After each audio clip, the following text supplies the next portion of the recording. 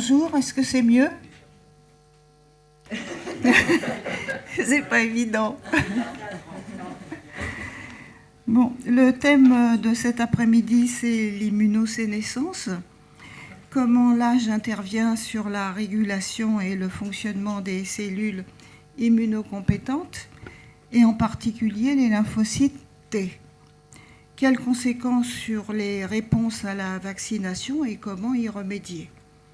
Pour nous éclairer, nous avons le plaisir et l'honneur d'accueillir Victor Appey, directeur de recherche à l'INSERM et co-responsable de l'équipe Vulnérabilité et vieillissement du système immunitaire au sein de l'unité Immunoconcept de l'Université de Bordeaux. L'immunologie humaine, c'est le thème central de ses recherches depuis 25 ans. Se concentrant actuellement sur l'étude du vieillissement immunitaire afin de faire avancer les connaissances dans le domaine émergent de l'immunogérontologie. Nous vous écoutons. Je ne sais pas si vous voulez le micro ou pas. Non. Je regarde pour les questions. Oui, exactement. Et on va retirer la... Voilà, merci beaucoup pour cette introduction. J'espère que vous m'entendez bien. À peu près, parfait. Donc, c'est un plaisir pour moi d'intervenir aujourd'hui et vous parler d'un sujet qui nous concerne tous, donc le vieillissement, et en particulier le vieillissement du système immunitaire, qui, comme Anita l'a dit, est un sujet ou une des priorités de recherche de mon équipe, donc établie à Bordeaux. Alors, le plan... Et ici, voici le plan, on va dire, très succinct, de manière simplifiée de ce que je vais vous parler durant les prochaines 40, 50, 60 minutes, avec ces 5 points. Alors, vous êtes tous chercheurs, mais pas tous immunologistes, donc je vais faire une très brève introduction sur l'induction des réponses immunitaires. Finalement, après 3-4 ans de Covid et en avoir entendu parler beaucoup des virus et d'immuno, on est quand même un petit peu tous immunologistes. Donc je vais essayer en fait de résumer ça en deux diapos, toute l'immuno en 2 diapos. Mais voilà, on va rester simple. Puis après, donc je vous dirai pourquoi s'intéresser au vieillissement. Bon, je pense qu'il n'y aura pas, c'est facile de vous convaincre, de nous convaincre de manière générale. Troisième partie, j'essaierai de vous montrer, ou de vous donner un aperçu des connaissances, de ce qu'on se connaît sur finalement qu'est-ce que le vieillissement immunitaire, quelles sont les altérations de notre système immunitaire avec l'âge. Je vous parlerai de certaines des conséquences de ce vieillissement, donc sur justement l'induction des réponses immunitaires, et puis j'essaierai de finir par vous montrer quelques données qu'on génère dans le laboratoire et discuter de finalement comment est-ce qu'on peut aussi essayer d'améliorer notre immunité à un âge avancé. Voilà, et puis donc surtout tout au long du topo, si vous avez des questions, n'hésitez pas à m'interrompre, je ferai de mon mieux pour y répondre. Alors voilà. D'abord, petite introduction sur le système immunitaire et l'induction d'une réponse immunitaire. Alors, comme vous le savez, même en tant qu'immunologiste, je trouve que c'est en fait très compliqué. Et à chaque fois que je retourne à mes textbooks, les livres d'université, à chaque fois, soit j'ai oublié des choses, soit je redécouvre des choses. Enfin bon, mais bien sûr, juste pour vous dire, et comme vous le savez, donc le système immunitaire, ça consiste en une myriade de cellules immunocompétentes. On divise généralement entre deux domaines ou deux bras de l'immunité. L'immunité innée, donc qui consiste surtout en un ensemble de cellules qu'on va dire, souvent ce sont des cellules qu'on appelle de la voie myéloïde. Donc c'est des cellules qui ont plus des rôles, on va dire, inflammatoires, avec une action immédiate, par exemple lors d'une infection. Donc voilà, une partie de notre immunité est cette immunité innée, et l'autre partie est l'immunité adaptative que des fois on entend plus parler, puisque c'est l'immunité le bras de l'immunité qui inclut les réponses humorales ou médiées par le lymphocyte B qui vont conduire à la production des anticorps pour nous protéger contre par exemple des pathogènes. Et on a aussi au sein de cette immunité donc l'autre bras, donc on a les lymphocytes B, on a les lymphocytes T, qui sont divisés en deux sous-populations, en fonction de l'expression de récepteurs CD4 ou CD8. Et les lymphocytes CD4 sont généralement connus pour, entre guillemets, soutenir, aider les réponses immunitaires. Par exemple, les lymphocytes CD4 vont aller aider les lymphocytes B à produire des meilleurs anticorps. Et les lymphocytes 4 vont aussi aller aider les lymphocytes CD8, ici, qui sont des lymphocytes T qu'on dit généralement cytotoxiques. Ils vont cibler directement des cellules infectées ou des cellules tumorales. Voilà, grosso modo, un petit peu pour vous donner une idée. Et cette immunité adaptative est généralement avec une action un petit peu retardée. C'est parce que en fait, il faut le temps que celle-ci se mette en place pour être efficace. Et généralement, c'est cette immunité aussi qui est associée avec le phénomène de mémoire immunologique, ce phénomène qu'on essaie d'obtenir avec des vaccins. Induire une mémoire avec les lymphocytes T et les lymphocytes B contre par exemple un pathogène. Et ça demande combien de temps à se mettre en place l'adaptative ? On va dire c'est quelques jours. Ça va relativement, toute proportion gardée, on peut dire que ça peut aller relativement vite, mais par rapport à un pathogène qui peut se multiplier en quelques heures, on va dire 3-4 jours pour que ça se mette en place. Et ça tend à s'améliorer encore avec le temps. Par exemple, les anticorps deviennent de mieux en mieux. Là, ça peut prendre plusieurs semaines. Puis on a aussi j'en parlerai pas aujourd'hui, mais on a aussi quelques cellules, quelques sous-populations qui sont entre les deux bras de l'immunité innée adaptative.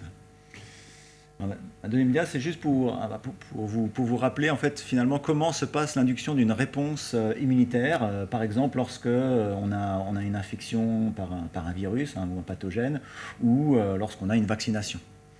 Donc il y a d'abord cette mise en place de l'immunité innée, en fait. Aussi bien un virus qu'une vaccination en fait est composé d'antigènes du virus qui sont inclus soit directement dans le virus, soit dans le vaccin, et puis ici ce qu'on appelle des ligands de stress ou des ligands qui vont en fait aller réveiller, que nos cellules du système immunitaire ici vont reconnaître pour être activées et en fait améliorer la réponse immunitaire contre ces antigènes. Donc lorsqu'il y a on va dire invasion par un pathogène ou une vaccination, localement, parce qu'on a une réponse inflammatoire, je dis, médiée par les cellules myéloïdes, macrophages, neutrophiles, ce que je vous ai parlé juste avant. Donc ils vont reconnaître ces ligands de stress, ces ligands de PRR ici, et être activés, en fait, localement, induire une réponse, on va dire, antivirale ou une réponse anti-inflammatoire avec beaucoup de cytokines qui sont produites. Une partie aussi des cellules de cette voie, de cette lignée myéloïde, les cellules dendritiques, sont là pour capturer les antigènes, ici, viraux, et en fait aller les emmener au sein des organes lymphoïdes secondaires, comme les ganglions lymphatiques, pour les présenter ici aux lymphocytes T ou aux lymphocytes B, et aux lymphocytes B, qui eux donc, vont pouvoir reconnaître de manière spécifique ces antigènes, et s'ils le font, vont être activés. Donc on commence ici à induire cette immunité adaptative. Voilà, c'est pour ça qu'elle est un petit peu retardée par rapport à cette immunité ici qui est immédiate. Et donc au sein de ces organes lymphoïdes secondaires, donc il y a activation, priming, induction de ces réponses B et T, avec la formation de plasma cells qui vont en fait aller après produire les anticorps ici. Les anticorps, bien sûr, vont être directement dirigés vers le virus qui sera présent. Là, on retourne dans les tissus, on va dire, on n'est plus dans les organes lymphoïdes secondaires, on retourne dans les tissus. Les anticorps vont cibler directement les virus qui sont présents, ou si c'est une vaccination, donc il n'y a pas eu encore d'infection, mais voilà, ces anticorps sont là, ils sont présents au cas où il y ait en effet infection. Et puis on a nos lymphocytes T ici, avec les lymphocytes CD4 qui, comme je l'ai dit, vont aider les lymphocytes B ou les plasma cells à produire les anticorps, et les lymphocytes CD8 qui vont avoir une action directe cytotoxique, ciblant donc les cellules infectées, ainsi que par exemple les cellules tumorales. Voilà, ce sont des cellules effectrices. Voilà, très brièvement, l'induction d'une réponse immunitaire. Et donc je reprendrai un petit peu ce schéma pour vous montrer un petit peu ce qui se passe lorsqu'on a un système immunitaire vieillissant. Alors, deuxième question, pourquoi s'intéresser au vieillissement? Alors, depuis un siècle ou deux, notre espérance de vie n'a cessé d'augmenter. Les estimations font qu'aujourd'hui, on pense qu'à la naissance, on peut vivre jusqu'à, on va dire, 80-85 ans en moyenne, aussi bien pour les femmes que les hommes. Les femmes ont toujours un petit avantage par rapport aux hommes.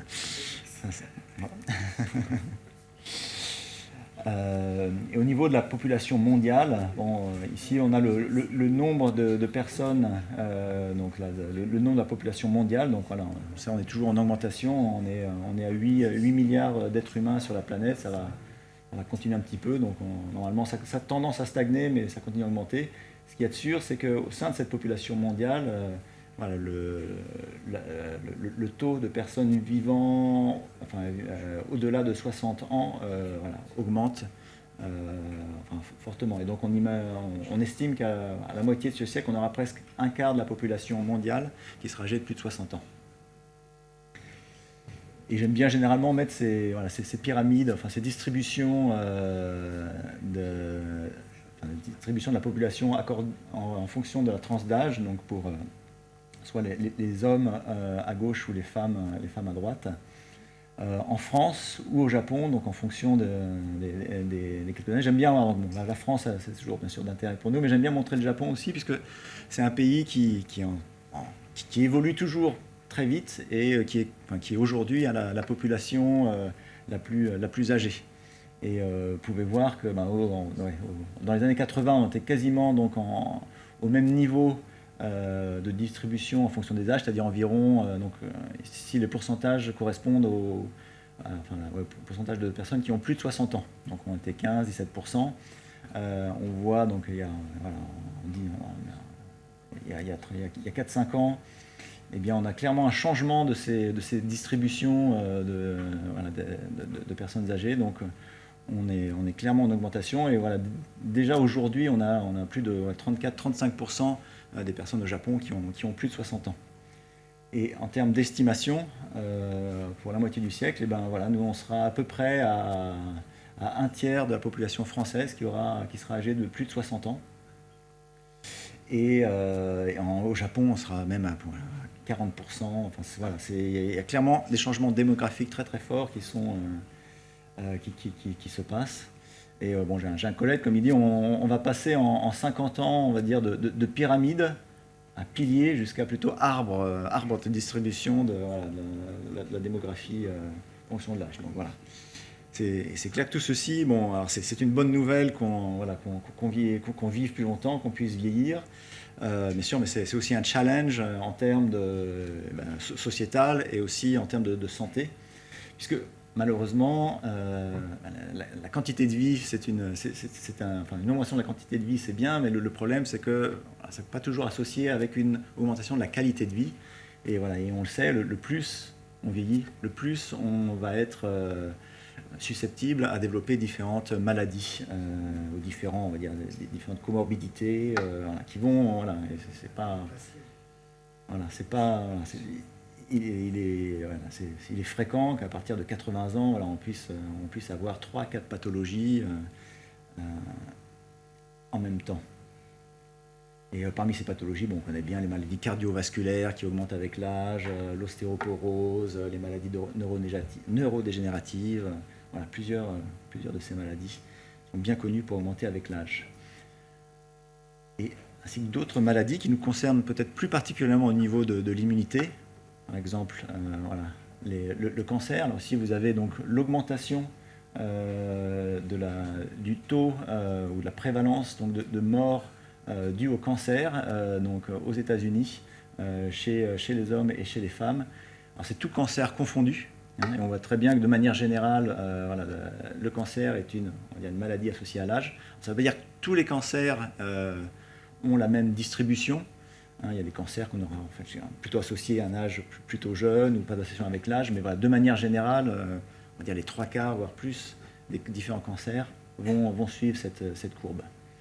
Donc le cancer, maladie liée à l'âge, Les maladies infectieuses, on a vu bien sûr l'exemple avec la Covid ces récentes années. Donc la plupart des cas de Covid sévères ou de mort dus au Covid étaient retrouvés donc, chez les hommes et les femmes de plus de 60-65 ans. Donc maladie tumorale, maladie infectieuse, et aussi on le sait, la réponse au vaccin ou l'efficacité des vaccins a généralement tendance à diminuer aussi avec l'âge avancé. Voilà, on peut voir ici en fonction des différentes tranches d'âge, ici à plus de 65 ans, ça diminue fortement par rapport à des adultes plus jeunes. En fait, ces trois contextes, que ce soit cancer, maladie infectieuse ou vaccin, ont finalement en commun le système immunitaire. On sait que le système immunitaire est important pour nous défendre des cancers, bien sûr aussi des pathogènes, et bien sûr clé dans l'efficacité des vaccins.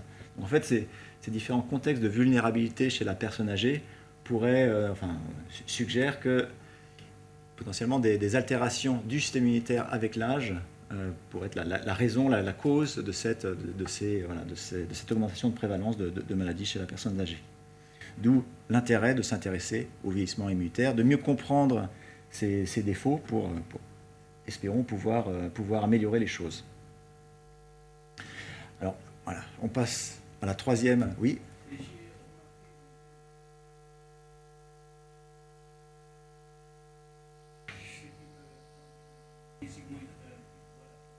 Oups. Alors, l'as, il serait ici. Ouais.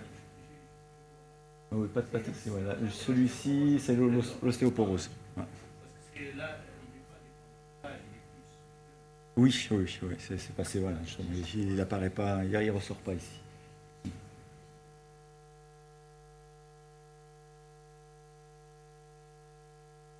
Allez, donc, alors, on passe ça doit être mon troisième point. Donc, finalement, donc, qu'est-ce qu'on sait sur les défauts, les changements du système immunitaire avec l'âge? Et d'abord, juste, je voudrais vous montrer cette dia un petit peu sur la définition, on va dire, globale de ce que c'est que le vieillissement immunitaire, ou ce qui est très souvent appelé immunosénescence. Alors, de manière générale, donc le vieillissement immunitaire correspond donc, sur aux altérations, aux défauts de la compétence, donc de l'efficacité de notre système immunitaire avec le temps. Et comme je l'ai dit, très souvent, voilà, on peut voir dans les publications que les gens se réfèrent au mot immunosénescence, qui est moi un mot que j'aime pas beaucoup. Au final, je l'ai utilisé, je l'utilise encore des fois, mais j'essaie de l'utiliser de moins en moins parce que je trouve que c'est un mot qui porte à confusion. Parce que si on n'est pas forcément dans le domaine expert, on pense immunosénescence, on va penser simplement à la sénescence des cellules immunitaires. Et en fait, la sénescence, comme vous le savez, est plutôt un mécanisme qui conduit à un arrêt irréversible de la prolifération des cellules. Et en fait, c'est un mécanisme qu'on retrouve un peu à tous les âges de la vie. C'est généralement un mécanisme qui est un mécanisme antitumoral pour empêcher justement des cellules somatiques normales de rentrer dans un état de prolifération non contrôlé et de conduire à un cancer. Donc il y a ces mécanismes de sénescence qui se mettent en marche dans différents contextes pour différentes causes. Mais les cellules immunitaires, en effet, peuvent arriver à un point de sénescence, mais voilà, le vieillissement immunitaire, comme vous allez voir, va beaucoup plus loin que ça. Bien sûr, il y a des phénomènes de sénescence des cellules immunitaires qui se mettent en place durant le vieillissement, mais voilà, c'est le sommet de l'iceberg en termes de compréhension du vieillissement immunitaire. C'est pour ça que généralement, moi, je préfère utiliser tout simplement comme terme donc immunaging, c'est-à-dire tout simplement vieillissement immunitaire. C'est simple, ça ne porte pas à confusion.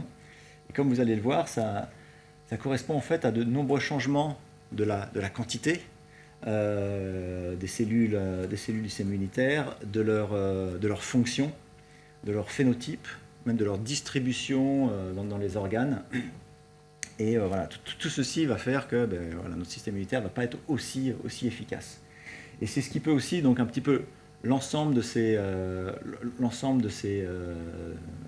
changements reliés au vieillissement immunitaire va un peu nous aider à définir ce qu'on appelle un âge immunologique qui est à différencier un petit peu, si vous voulez, de l'âge biologique, de l'âge chronologique. L'âge chronologique, bon, bah, c'est notre âge, on a 80 ans, on a 80 années de vie, mais l'âge immunologique peut être différent.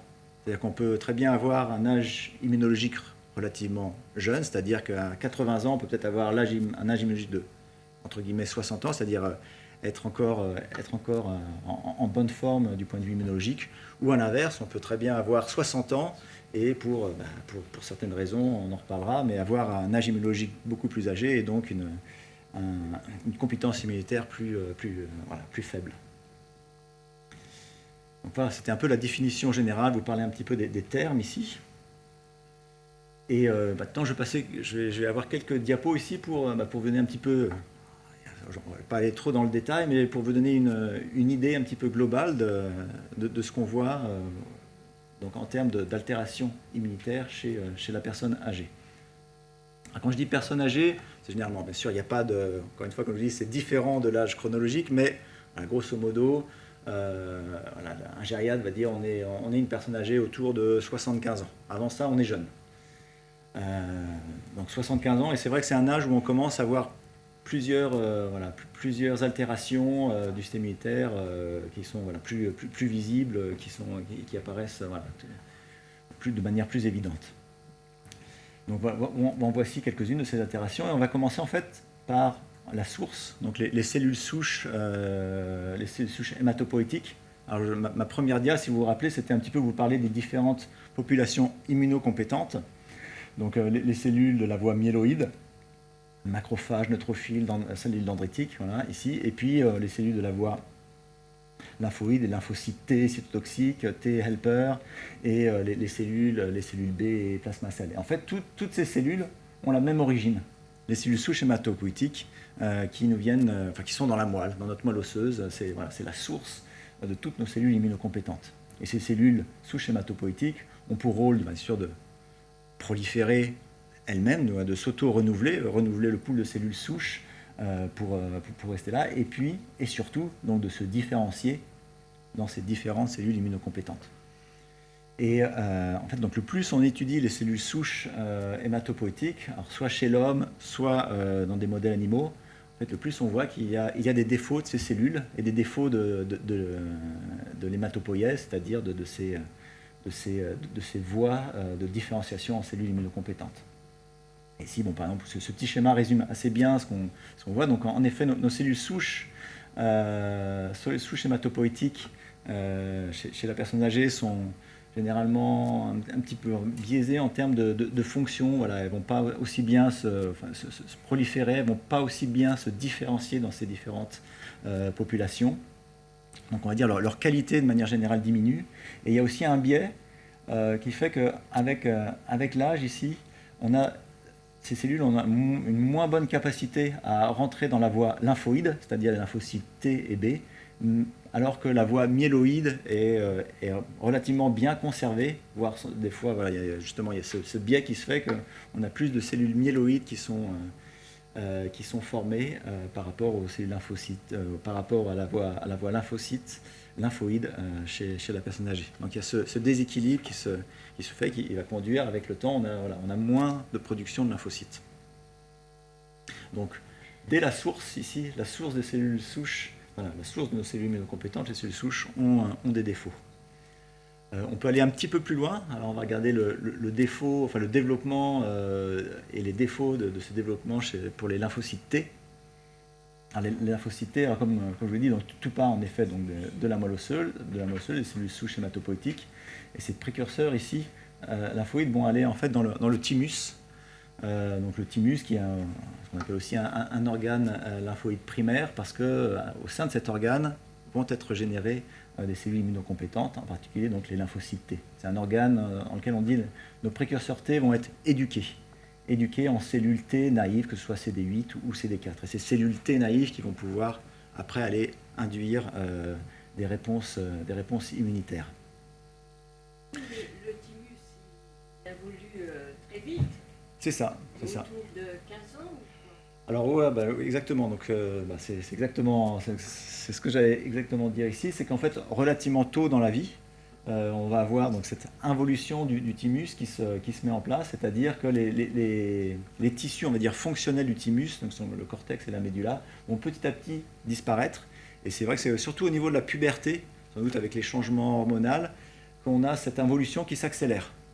Qui s'accélère et qui va continuer, on va dire, un peu tout au long de la vie, jusqu'à ce qu'on, vers 70 ans, on considère qu'on n'a quasiment plus de ce tissu fonctionnel, thymique encore. Il y en a quand même encore un peu. On va dire 70 ans, il y en a quasiment plus. On n'arrive plus vraiment à détecter d'activité thymique. Mais jusqu'à 70 ans, voilà, ça diminue, mais voilà, il y en a. Et puis après, en fonction de l'âge immunologique, peut-être en effet, on en a encore un petit peu. Mais voilà, il y a une tendance, et on peut le mesurer. Alors par des essais, des essais avec des essais à base de PCR, on peut mesurer un petit peu cette activité du thymus au travers de l'âge. Et voyez, il y a cette diminution claire à partir de quand on est jeune adulte jusqu'à un âge avancé. Et voilà, on perd cette fonction du thymus. Donc le thymus, s'il n'a plus de fonction, il ne va plus produire de cellules naïves.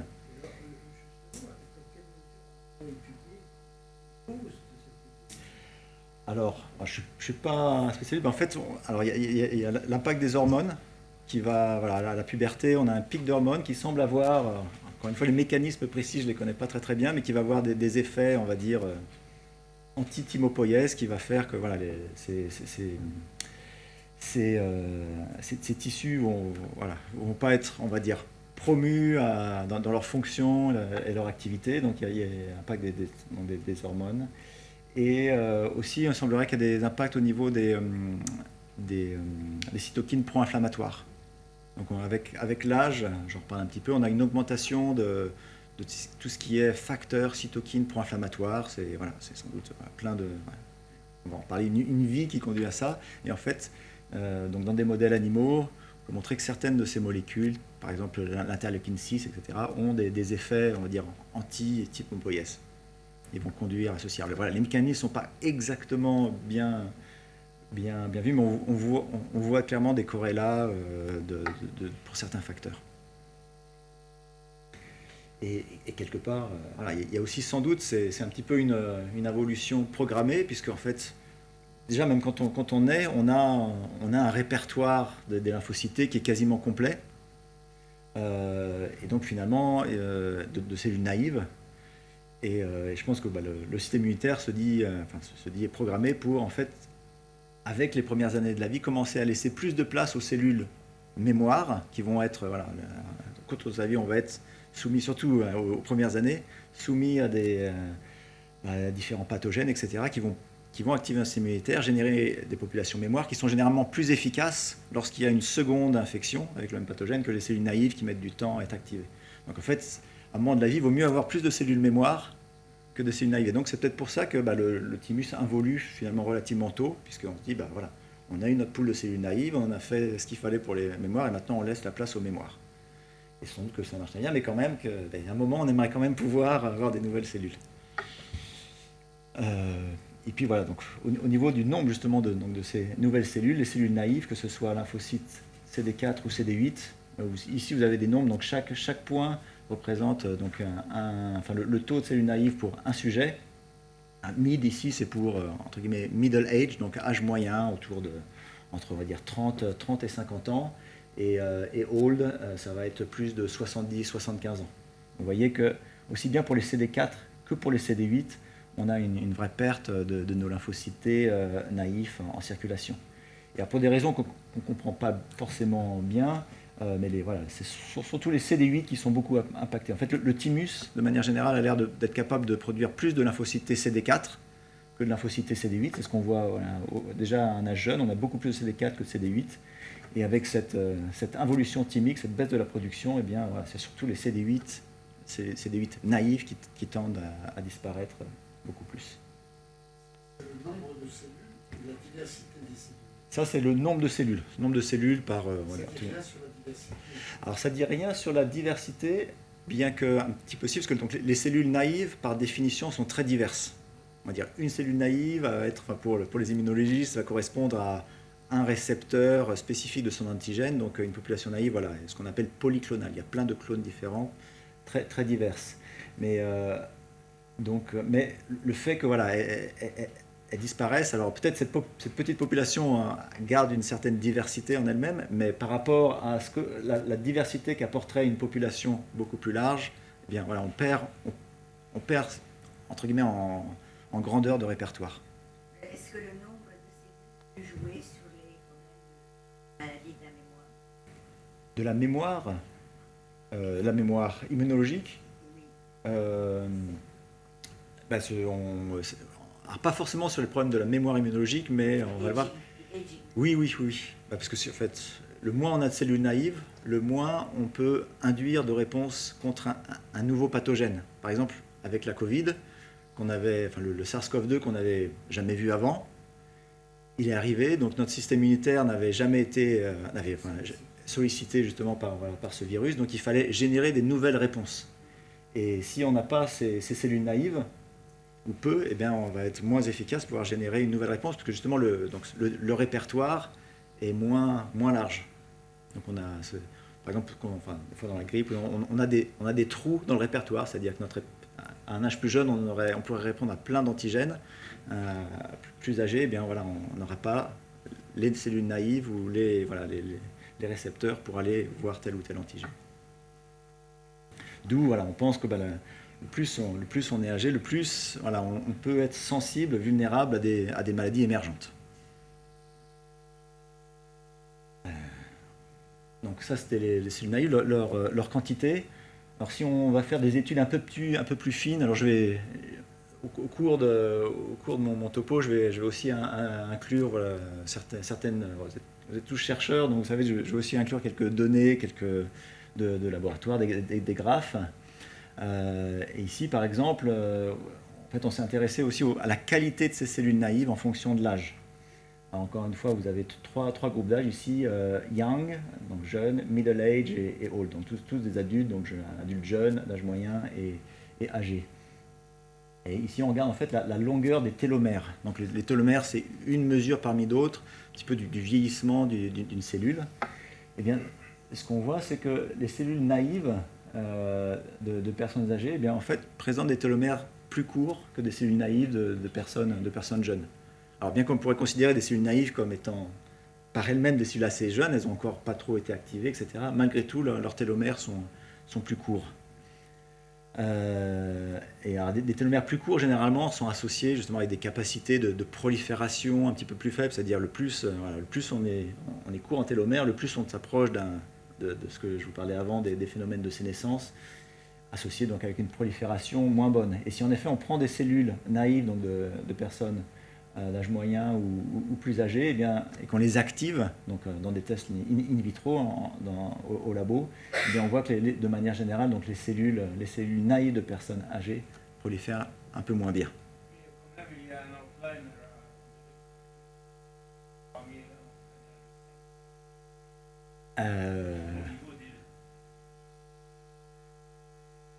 Enfin, il y a un jeune là ici qui serait à gauche.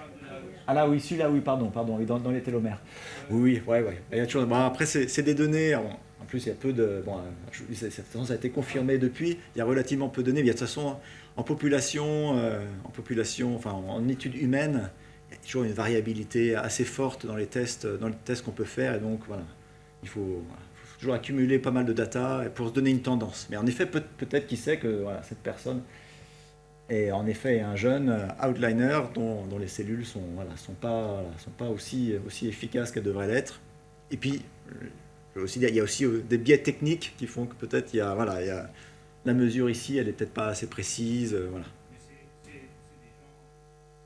Oui, là, toutes les personnes ici, tous ces adultes, ce sont a priori des sujets sains, enfin sans maladie aiguë ou chronique grave. Donc voilà, des longueurs de télomères plus petites, une prolifération des cellules naïves après activation un peu plus faible, et on a aussi, alors pareil, beaucoup de variabilité, hein, c'est jamais noir ou blanc, mais voilà, une tendance aussi à ce que lorsqu'on active les cellules naïves de personnes âgées, eh bien, ces cellules présentent une susceptibilité à la mort cellulaire plus haute. C'est-à-dire que voilà, elles vont moins bien recevoir une activation et avoir plutôt tendance à rentrer en mort cellulaire plutôt qu'à survivre. Donc des défauts non seulement quantitatifs mais aussi qualitatifs de nos cellules naïves.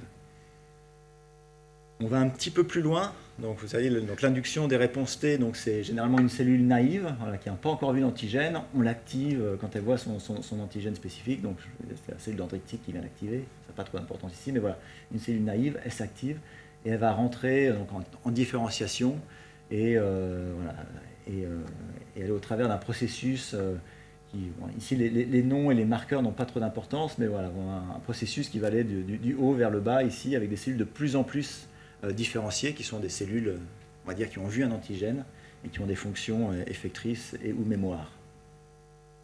Et en fait, ce qu'on voit avec l'âge, pareil, donc si on prend différents sujets, donc voilà, avec différents âges, on voit qu'il y a en fait, de manière générale, dans la globalité de ces cellules mémoire, on a une sorte d'accumulation de cellules mémoire qui sont de plus en plus différenciées. Ici, donc vous pouvez voir ici un petit peu avec ces graphes, là, donc âge âgé, on a augmentation des lymphocytes T, CD4 et CD8 particulièrement différenciés. Et si on va regarder un petit peu plus en détail dans les propriétés de ces cellules mémoire de plus en plus différenciées, et on voit, c'est encore d'autres essais ici, je ne vais pas dans les détails, mais par rapport à des cellules qui sont peu différenciées ou même naïves qui seraient ici, celles-ci ici ont des télomères un peu plus courts, ont une capacité à proliférer aussi moins bonne. Ici, c'est avec cet essai, si on a plein de pics blancs ici, c'est qu'on prolifère bien. Ici, on a peu de pics blancs, donc c'est des cellules très différenciées qui ne prolifèrent pas bien. Et ici, ça correspond un petit peu à la diversité du répertoire, dont on a mentionné un petit peu avant. On a une diversité assez forte dans ces cellules peu différenciées, même chose que seraient les cellules naïves, mais ces cellules fortement différenciées sont généralement des cellules qu'on appelle des populations, on va dire, oligoclonales, c'est-à-dire avec un répertoire plutôt biaisé, plutôt très spécifique. Parce que ce sont des cellules finalement qui ont été poussées, activées pendant des infections par exemple, et qui vont être sélectionnées en termes d'expansion.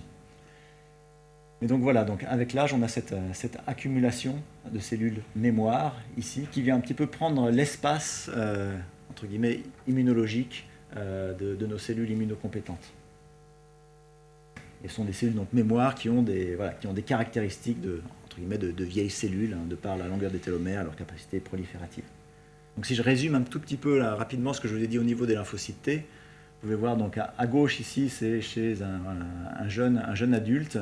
Et ici, c'est un adulte donc plus âgé, plus de 60-70 ans. Donc voilà, c'est l'altération au niveau de l'homéostasie, d'une certaine manière, des lymphocytes T, c'est-à-dire que la source présente des défauts quantitatifs et qualitatifs.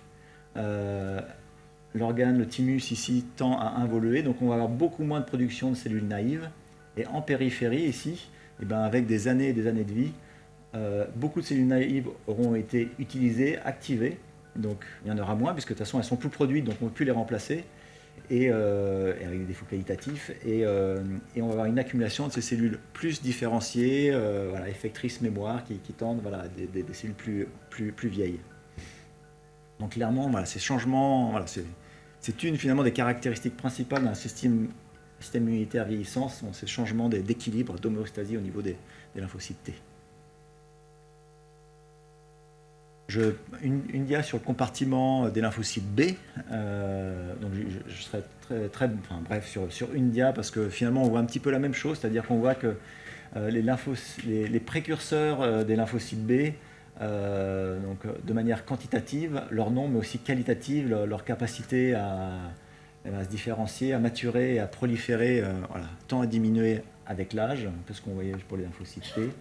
Et que au niveau de la périphérie, on tend à avoir de manière générale un nombre de lymphocytes B qui diminue, et surtout au sein de ce nombre ce pool de lymphocytes B, on va avoir tendance à avoir de moins en moins de cellules naïves et de plus en plus de cellules, on va dire, différenciées, ce qu'on appelle mémoire épuisée ou dysfonctionnelle.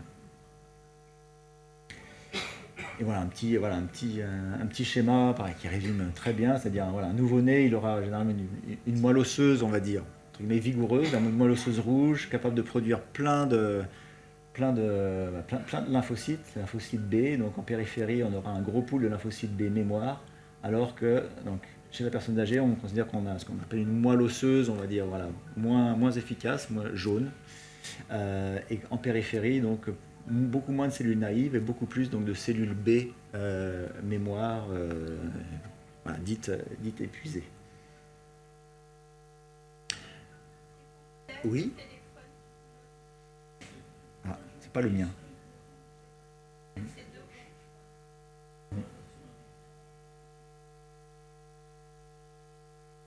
Est-ce qu'il y a un téléphone qui sonne?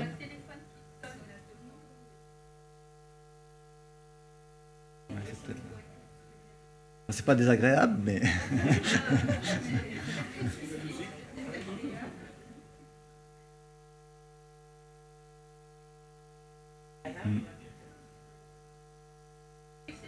C'est au premier rang. Chacun doit vérifier son téléphone.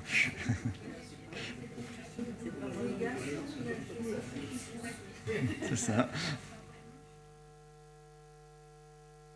tout cas, c'est pas le mien, parce que le mien est plus désagréable.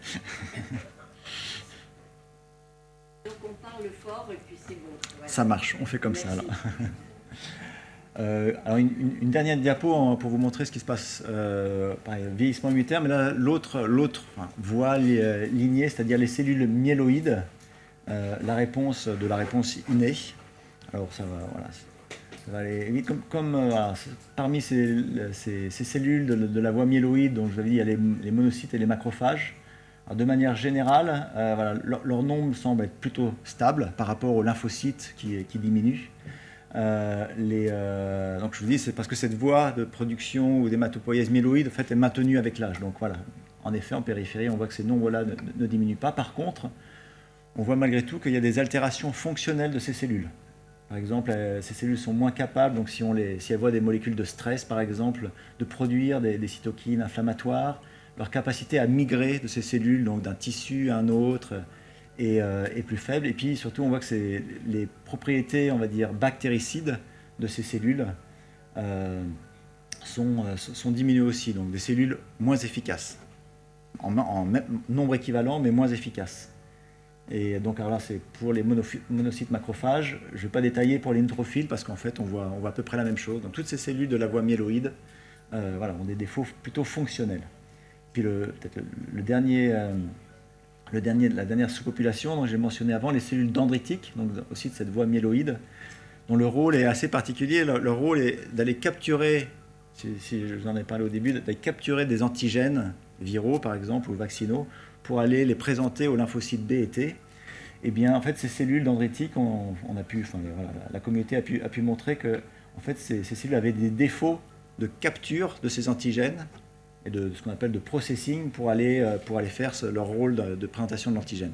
Donc voilà, si on prend un peu de recul, on voit que finalement, quasiment toutes les cellules toutes les cellules immunocompétentes ont des défauts.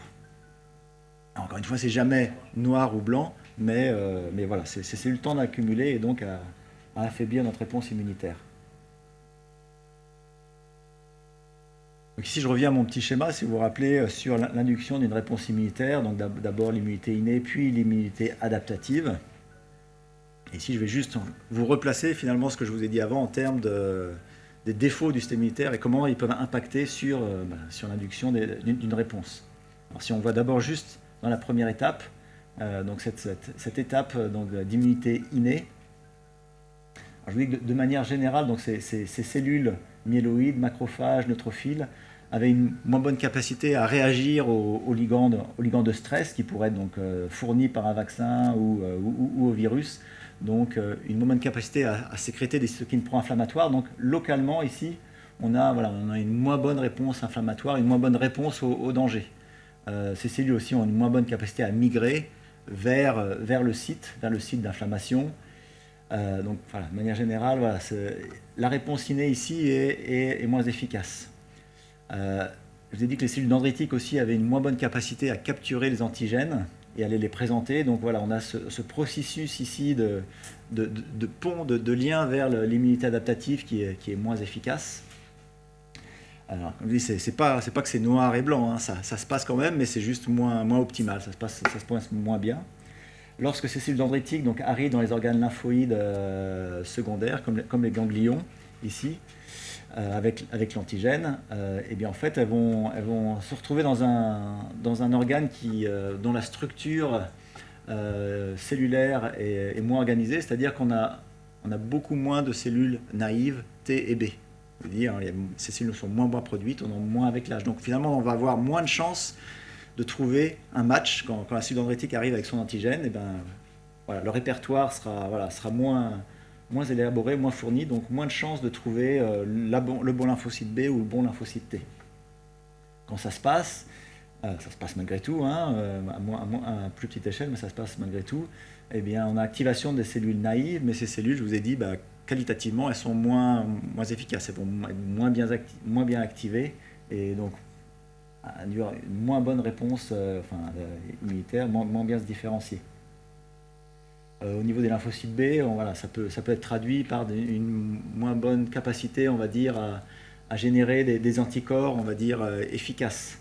Au niveau, je ne vais pas dans les détails, mais voilà, on sait que la quantité l'affinité et le titre, donc la quantité des anticorps va être diminuée suite à une activation chez la personne âgée.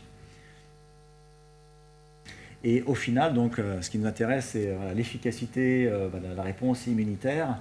En termes d'anticorps, donc on en a moins. On voit que la réponse humorale, donc anticorps, est généralement un petit peu delayed, un peu retardée par rapport à ce qui se passe chez un individu jeune. Et généralement, elle a tendance, ces taux d'anticorps, cette réponse humorale, à ne pas durer aussi longtemps. Les cellules effectrices mémoire T, par exemple CD8, eh bien, ici sont généralement moins efficaces, ce qu'on appelle cytotoxiques, c'est-à-dire moins capables d'aller tuer leur cible ici. Et puis on a cette accumulation, malgré tout, au cours du temps, de cellules mémoire effectrices, donc au cours du temps, au cours des dizaines d'années de vie, qui va vraiment changer cette homéostasie et cette survie des nouvelles réponses. Alors voilà, on ne sait pas trop exactement comment ça marche, mais clairement ça a un impact. Donc voilà, un tableau assez complet. Encore une fois, ces réponses immunitaires se mettent en place, mais sont tout simplement moins efficaces pour toutes ces raisons. Donc et vont conduire à une protection réduite. Alors, une protection réduite lorsqu'on a une infection par un virus, par exemple, ou lorsqu'il y a une cellule, on a l'apparition, le développement d'une cellule tumorale, d'une tumeur, donc les cellules T seront la réponse immunitaire sera moins efficace, ou tout simplement lorsqu'il y a un vaccin, eh bien, ça va conduire à un moins bon niveau d'anticorps, de lymphocytes T, qui va donc diminuer la protection normalement induite par ce vaccin. Alors, maintenant, je vais vous montrer quelques données qu'on peut générer en labo. Vous êtes tous chercheurs, donc j'espère que vous allez comprendre toutes ces données. Mais bon, c'est assez simple. Mais pour vous montrer comment en labo, on peut étudier, mettre ces phénomènes, ces mécanismes un peu plus en évidence. Finalement, comment on voit vraiment les conséquences dans nos études de ces changements du système immunitaire.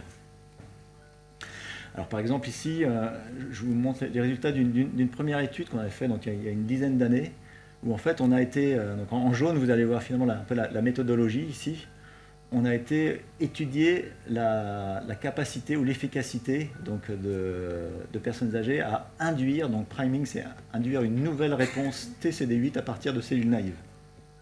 Et pour faire ça on a mis en place un modèle un peu in vitro. On l'a fait le plus simple possible, c'est-à-dire qu'on a pris des cellules sanguines, l'ensemble de nos cellules sanguines, on a différencié nos cellules dendritiques pour les rendre un petit peu efficaces, et on a mis ces cellules sanguines en présence d'antigènes qui n'avaient encore jamais été vus par la personne, par les personnes qu'on incluait dans nos études. Donc c'est vraiment ce qu'on appelle un priming, une induction de novo d'une réponse TCD8. Et donc in vitro, donc c'est en quelques jours, on peut induire. Alors on a des systèmes pour aller étudier, détecter nos réponses spécifiques de l'antigène qu'on utilise ici, ce qu'on appelle des tétramères, qui nous permet donc à partir d'un tout petit nombre de cellules, ici alors ça c'est en cytométrie en flux, chaque point va représenter une petite cellule qu'on arrive à détecter.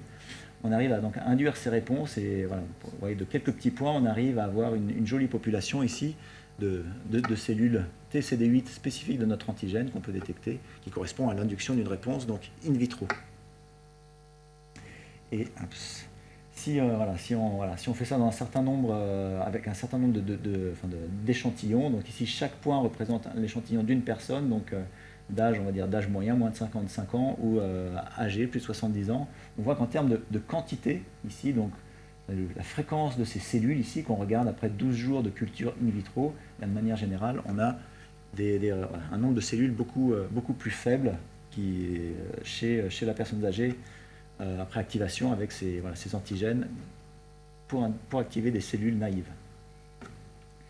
On voit qu'on a une relativement bonne corrélation donc chez la personne âgée entre donc, cette fréquence de cellules TCD8 spécifique de l'antigène, ce qu'on a détecté ici, et tout simplement la fréquence de cellules naïves.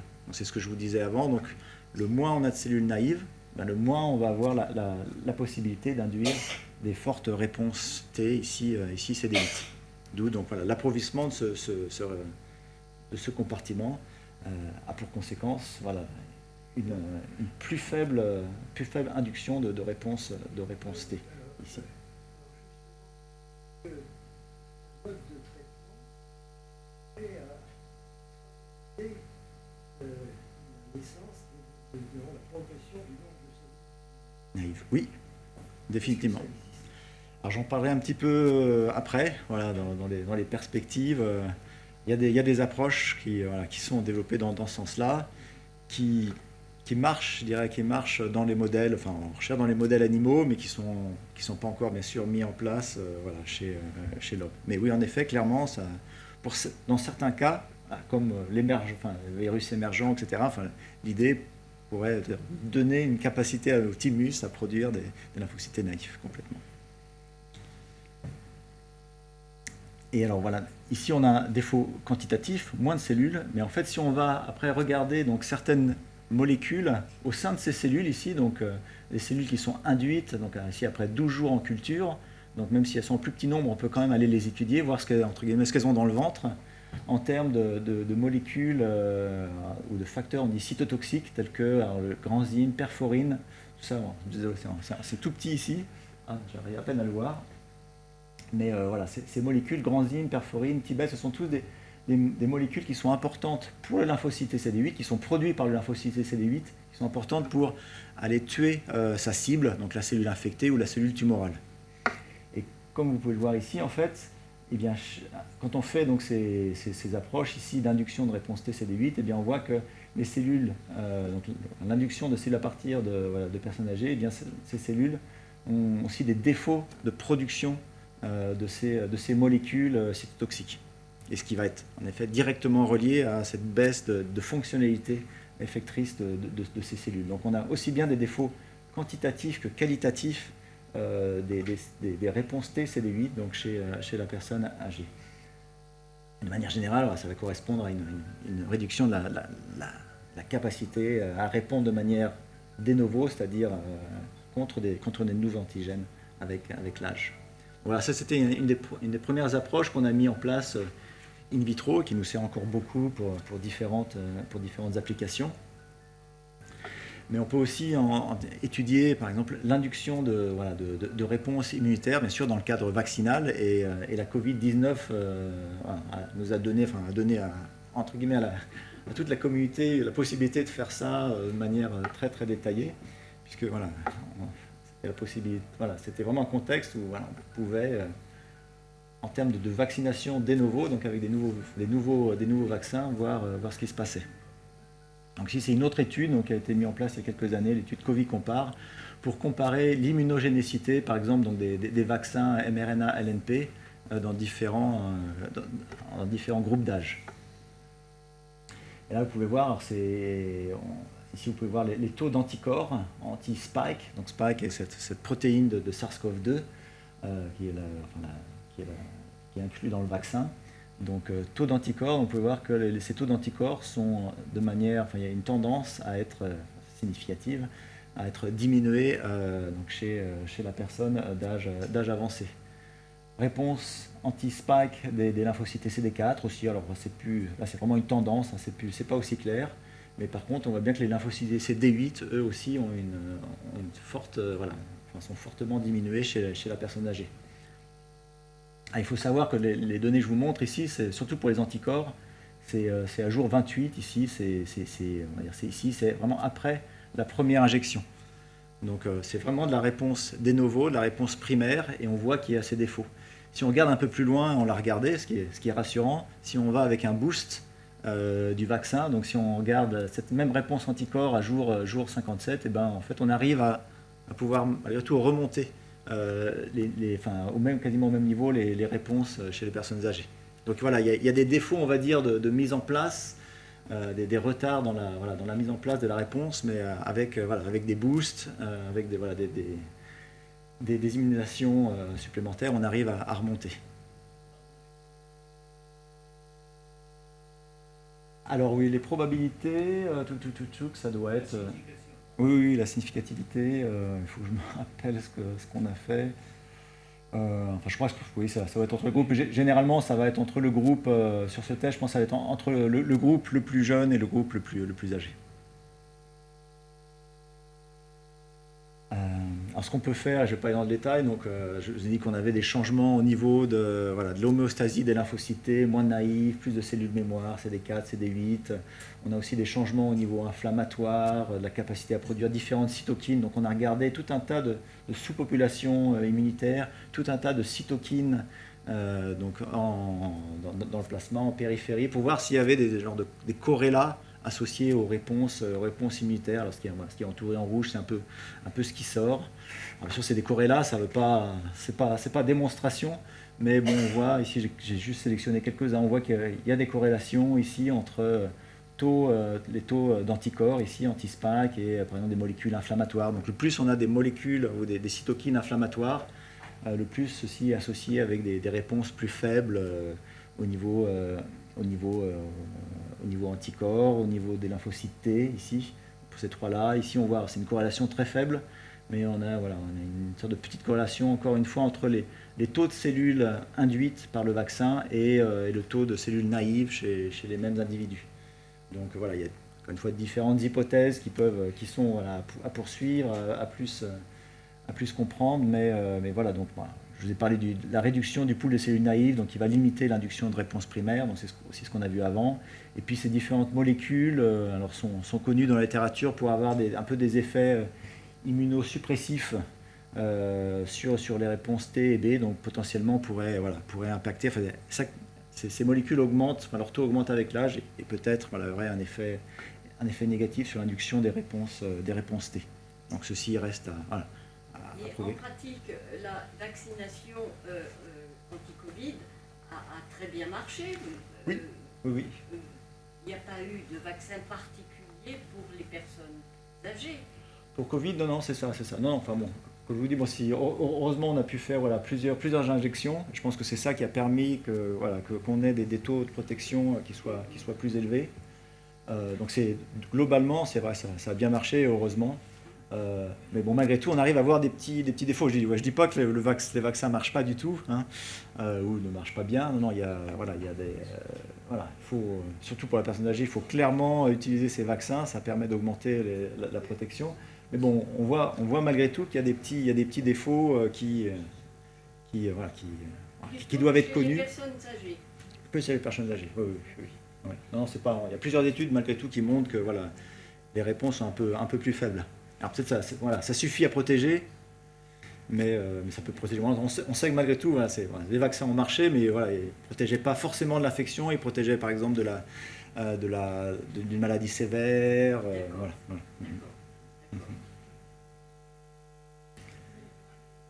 Pour un autre exemple, pour la vaccination contre la grippe, alors là on est dans un autre type de vaccination, parce qu'on a un autre type de vaccin, c'est plus des ARN, LNP, ici ce sont des virus inactivés, et puis c'est plus de la réponse de novo primaire, c'est de la réponse mémoire. On a tous eu la grippe, on a tous été vaccinés plusieurs fois, donc là on induit des réponses mémoire.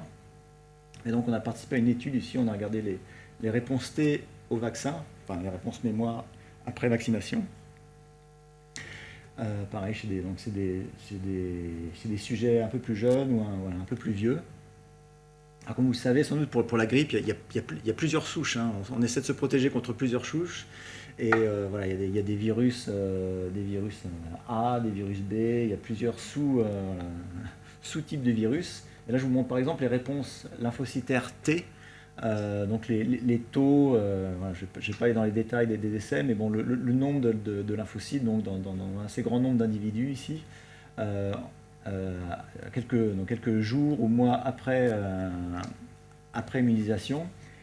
Et alors c'est assez étonnant puisqu'on voit qu'il n'y a pas vraiment de règle générale. Par exemple, ici vous pouvez voir que les réponses T contre donc cette souche de la grippe, la souche H3N2, sont relativement faibles et sont vraiment particulièrement affectées, enfin particulièrement, on a clairement une diminution de la capacité à répondre à cette souche avec l'âge avancé, alors que bon, pour la grippe, pour la vaccination contre la souche Yamagata, influenza B, eh bien, on a généralement des taux qui sont plus hauts et qui ne sont relativement peu affectés par l'âge. Alors on ne sait pas trop pourquoi.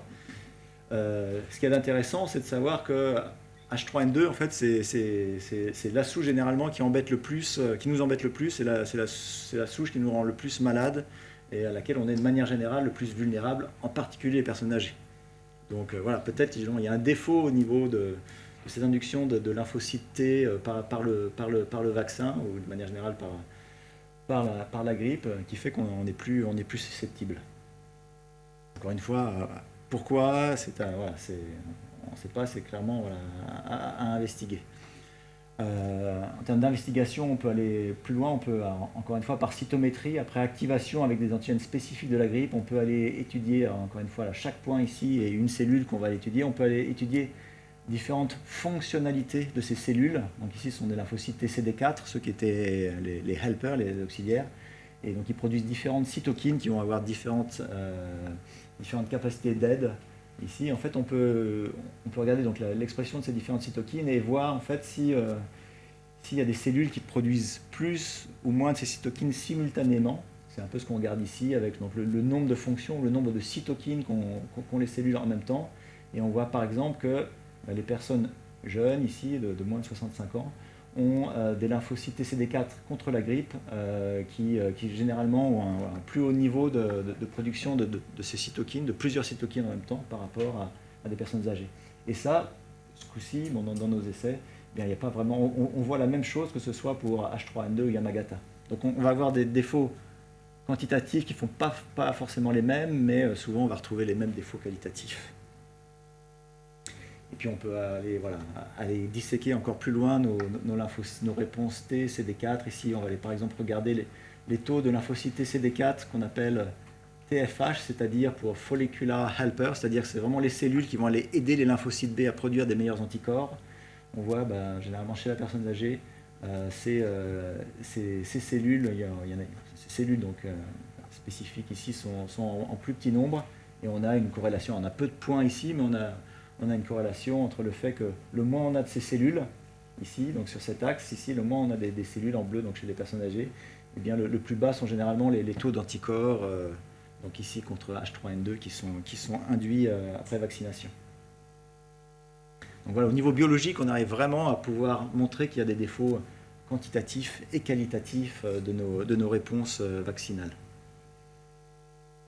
Une observation qu'on a faite dans les deux cas, donc dans le cas de la première étude, Covey-Compare, donc pour ces réponses vaccinales contre le SARS-CoV-2, est que là on voit les réponses, donc les réponses T en fonction de l'âge, donc jeune, moyen, âgé, et que ce soit des réponses CD4 ou CD8, et on a en fait sous-divisé les groupes d'individus, de personnes, en fonction de leur séropositivité à CMV.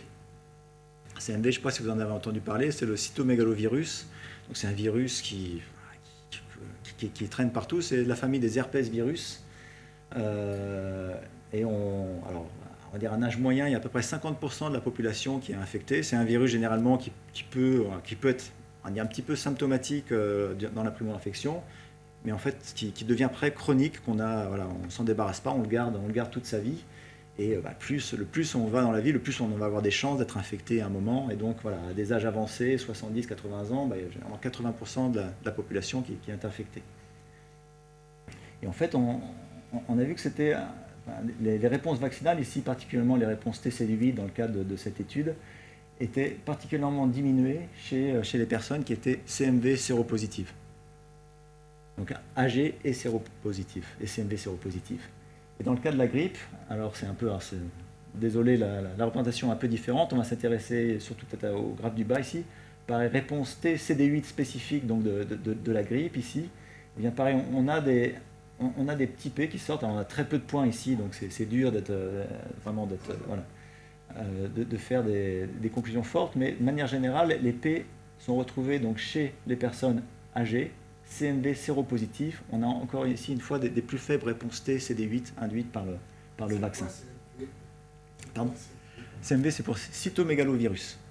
Donc voilà, comme je disais, un virus de la famille des herpès qui est très très très retrouvé. Je pense que voilà, ici, la majorité des gens vont être infectés. En fait, c'est un virus qui est normalement dangereux chez les personnes immunodéficientes ou immunosupprimées. Est-ce que c'est et voilà, parce que s'il n'y a pas de contrôle du virus, le virus peut être dangereux, mais généralement, notre système immunitaire est suffisamment on va dire, efficace pour contrôler ce virus. On ne peut pas s'en débarrasser, mais on le contrôle. Donc voilà, donc, une impact de ce virus. Et donc ceci nous avait... Pardon, oui.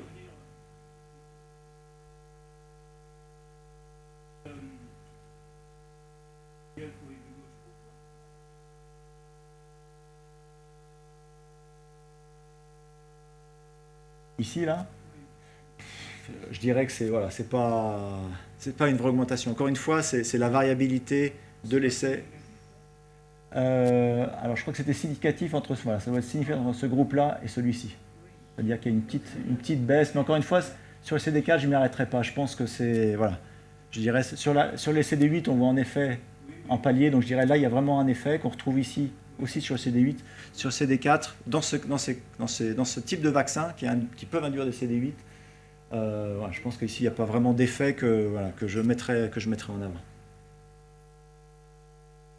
Et voilà, dans une autre étude qui était vraiment designée pour voir l'impact, en effet, vraiment pour essayer de confirmer et valider l'effet d'un virus tel que le CMV. Donc, c'est une étude qui a été réalisée en collaboration avec des collègues en Suisse, où donc des personnes de plus de 70 ans ont été recrutées pour une autre immunisation, ici contre TBEV. TBEV, c'est le virus de l'encéphalite à tique.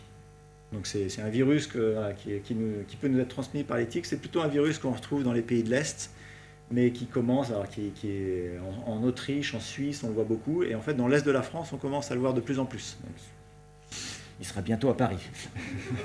Mais bon, voilà, il y a des vaccins contre ce virus. C'est un virus de la famille des flavivirus. Et dans cette étude, en fait, donc voilà, l'idée c'était donc de vacciner. Donc c'était une primo-vaccination des personnes de plus de 70 ans et de les séparer en deux groupes, CMV séronégatif, CMV séropositif. Et ce qu'on voit, alors bien sûr, il y a une variabilité, les différences ne sont pas noir et blanc, mais voilà. L'étude tend à montrer que les réponses TCD4 donc contre ce vaccin, contre ces antigènes viraux, sont diminuées donc chez les individus CMV séropositifs. Et là aussi, c'est la première fois qu'on voit ça aussi en termes d'anticorps, donc d'anticorps induits par le vaccin. On voit aussi qu'à différents points après vaccination, on a généralement une plus faible réponse vaccinale chez les personnes CMV séropositives. Et alors pourquoi un virus tel que le CMV pourrait être indirectement associé à ces réponses vaccinales plus faibles? Donc on s'intéresse depuis pas mal d'années. Je vous montre ces données parce que c'est une des spécialités de notre labo, les infections par des virus persistants. En fait, l'hypothèse qu'on connaît bien maintenant est que, en fait, par rapport à une infection non persistante telle que la grippe, lorsqu'il y a un virus, il y a une réponse immunitaire qui se met en place, la réponse immunitaire suffit à se débarrasser du virus, et on va garder un petit pourcentage de cellules mémoire, voilà, au cas où on soit réinfecté. Bien, par rapport à ce contexte, les virus persistants ici donc, vont induire une réplication du virus. La réponse immunitaire va contrôler ce virus, mais en fait ne va pas réussir à s'en débarrasser. Les virus ont en fonction des virus, ont beaucoup de mécanismes d'échappement pour ne pas être complètement éliminés. Et donc en fait va rester chez la personne infectée à bas bruit, continuer des fois à se répliquer un petit peu ou pas. C'est vraiment des virus qu'on peut dire latents ou chroniques.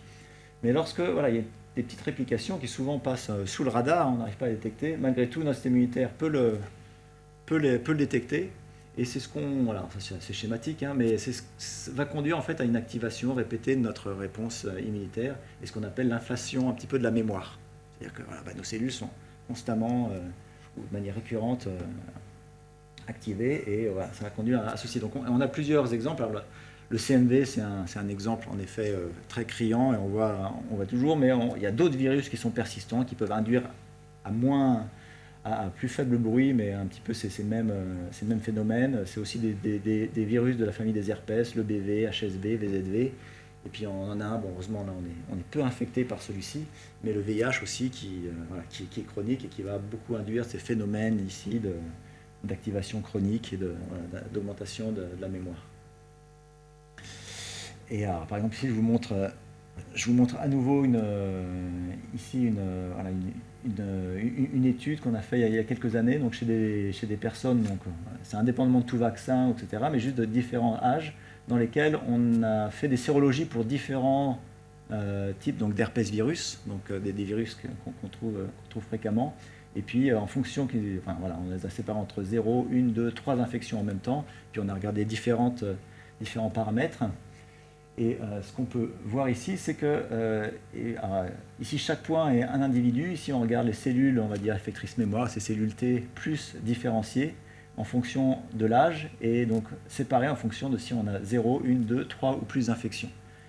Et on voit que lorsqu'on vieillit, lorsqu'on vieillit avec un nombre croissant de ces virus, on a en fait cette augmentation de ces taux de cellules effectrices mémoire, donc ce qui correspond à cette inflation de la mémoire et à ce que je vous disais avant, cette augmentation de cellules mémoire de plus en plus différenciées, etc. Donc voilà, on voit ça, on voit vraiment ici l'impact de ces virus. On peut même voir un impact sur les cellules naïves. Alors on a peu de points malheureusement, parce qu'il y a très peu de gens qui sont infectés par aucun virus. Et on voit malgré tout, le plus on vieillit avec ces virus, le plus on tend à avoir une diminution des lymphocytes T naïfs qui est forte. On fait en fait des sérologies, c'est-à-dire qu'on peut, à partir d'un petit échantillon de sang, le plasma, on regarde s'il y a des anticorps contre ces virus. S'il y a des anticorps, ça veut dire qu'on a été infecté. Mais parce qu'on peut, en fonction, on a des tests pour voir si on a spécifiquement des anticorps contre le CMV ou le BV ou le HSV. Et après, si on est positif que pour celui-ci et pas pour les autres, on a donc une infection. C'est des infections différentes. Ah oui, différentes, c'est ça, exactement. Si on a regardé ces 4 virus, donc ça peut nous faire 0, 1, 2, 3 ou 4. Quoi. Voilà.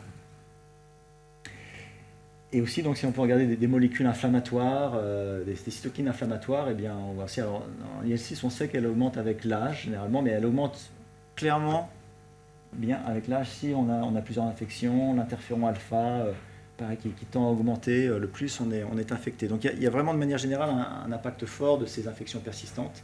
Et voilà, et en particulier, je ne vous montre pas ici, mais c'est en particulier le CMV, encore une fois, on y revient, sur ces niveaux d'inflammation et de taux de lymphocytes T.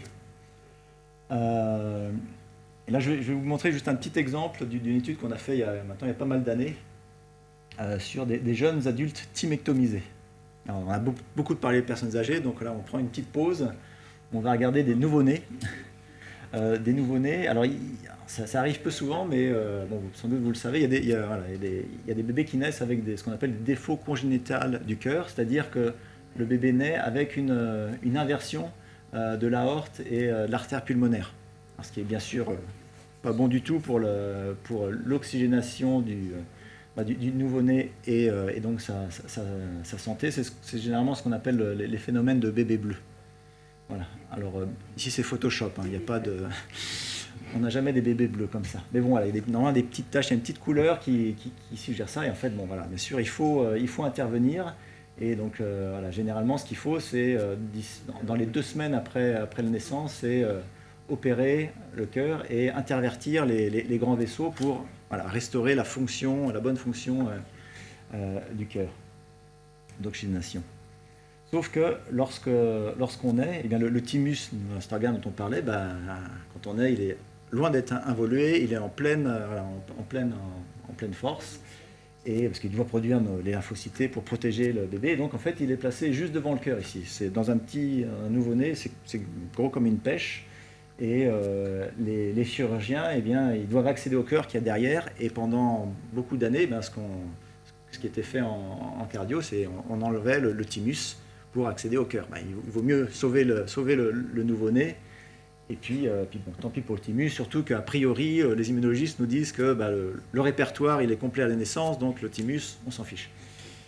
Bon, les immunologistes ne disent pas tout ça, et puis les connaissances ont un peu évolué depuis. Mais bon, malgré tout, voilà, on enlève le thymus et c'est enlevé pour de bon. Ici, vous avez juste des radios ici, on voit le thymus chez des enfants de 5 ans, il n'y a pas de thymectomie. Chez les enfants qui ont été thymectomisés à la naissance, voilà, il y a vraiment le tissu thymique, enfin, il n'y en a plus, il a disparu. Il peut en rester un petit peu, mais bon, peu, voilà. Mais voilà, et ce qu'on s'est posé comme question il y a quelques années, c'est quelles pouvaient être les conséquences de la thymectomie à plus long terme. Sûr, là, on est content, le nouveau-né est sauvé, mais qu'est-ce qui se passe lorsqu'il devient un adulte? Donc on a pu, donc, avec l'aide de Daniel Sidi à Necker, un cardiologiste à Necker, faire cette étude où en fait on a regardé 20 à 30 ans, donc chez des jeunes adultes de 20 à 30 ans, après leur thymectomie, comparé à des contrôles de même âge, regarder un petit peu l'état de leur système immunitaire. Alors je vais aller rapidement. Ici on a regardé par exemple les taux de cellules naïves 4 et 8, ou 4 et 8 pardon. Ici c'est par rapport à des contrôles, âge jeune, moyen ou âgé. Ici par rapport à nos IATEC, donc nos jeunes adultes thymectomisés à la naissance. Vous voyez qu'en fait, il y a une certaine variabilité en termes de taux de cellules naïves, mais il y a quand même un tiers ici, un bon tiers de nos jeunes adultes thymectomisés qui ont des niveaux de cellules naïves 4 et 8 qui sont ici dans ce petit rectangle ici, on pourrait considérer ici, qui sont au même niveau que ces personnes ici qui sont les losanges ici, qui sont les personnes de plus de 70-75 ans. Alors qu'ici, on est à 20 à 30 ans. Donc il y a clairement, ici, au moins sur cette base de cellules naïves, un vieillissement, enfin, ce qui pourrait s'apparenter à un vieillissement immunitaire. Donc on a essayé de mieux comprendre pourquoi il y avait seulement un tiers de ces jeunes adultes qui étaient comme ça et pas les autres. Alors on a essayé de regarder leur histoire vaccinale, je sais pas, leur santé, etc., etc. Et en fait, on est tombé sur le CMV. Et ici, vous pouvez voir donc la séropositivité au CMV, donc soit chez les contrôles de même âge, soit chez les IATEC, sur leur taux de cellule T, alors que ce soit naïf, soit CD4 ou CD8. Vous pouvez voir que la thymectomie, juste par elle-même, donc, va induire, encore, il y a peu de nombres depuis, on a rajouté de l'effectif et ça a confirmé ça. Mais donc la thymectomie elle-même va conduire à une petite diminution du taux de cellules naïves, mais bon, voilà, c'est pas. Allez, peut-être il y aura une P, mais c'est pas drastique. Le fait d'être CMV, comme je vous ai montré avant, chez ces jeunes adultes, enfin là, si c'est des contrôles, aussi a un petit effet. Par contre, lorsqu'il y a, on va dire, la combinaison des deux, donc le CMV et la thymectomie, c'est là où on voit qu'on a cette perte forte des poules de cellules naïves.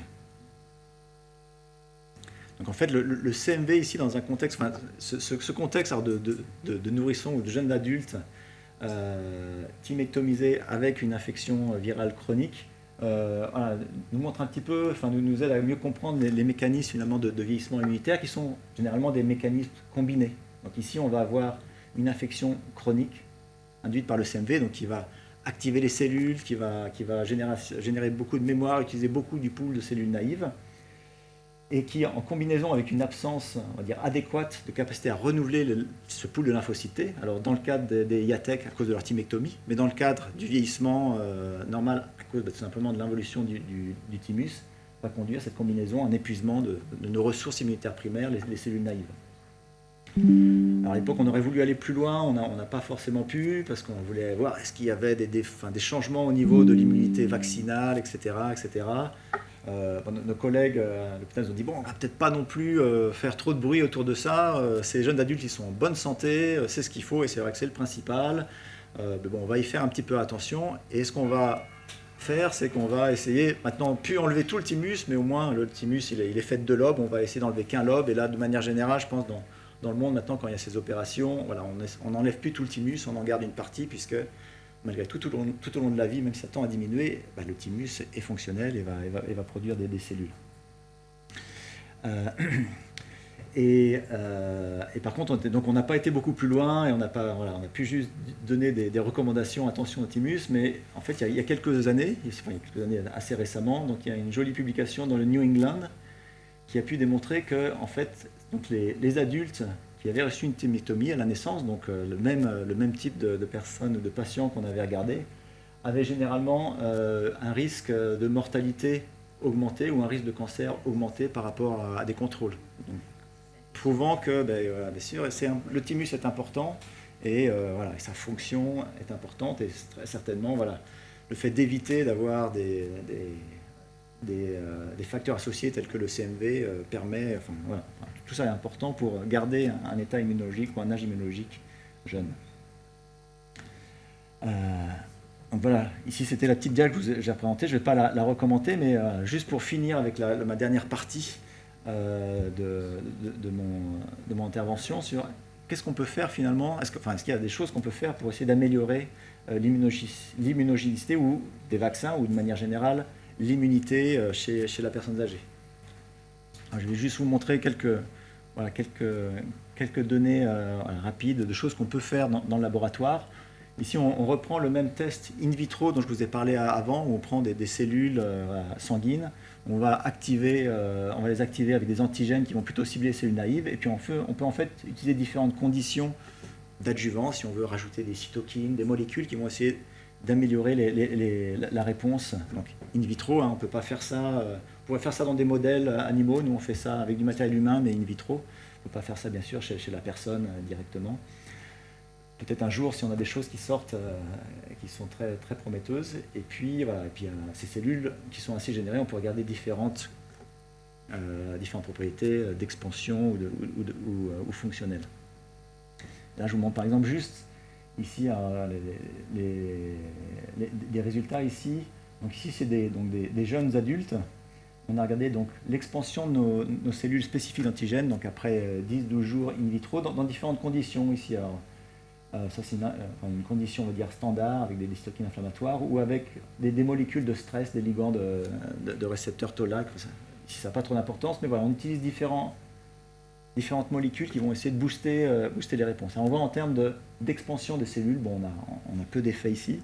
Par contre, ce qu'on voit, c'est qu'en termes d'expression des molécules dont je vous ai parlé avant, la granzine, perforine, tibet, qui sont importantes pour la fonction des cellules, on a une belle augmentation de ces fonctions effectrices en présence de ce ligand ici, TLR8.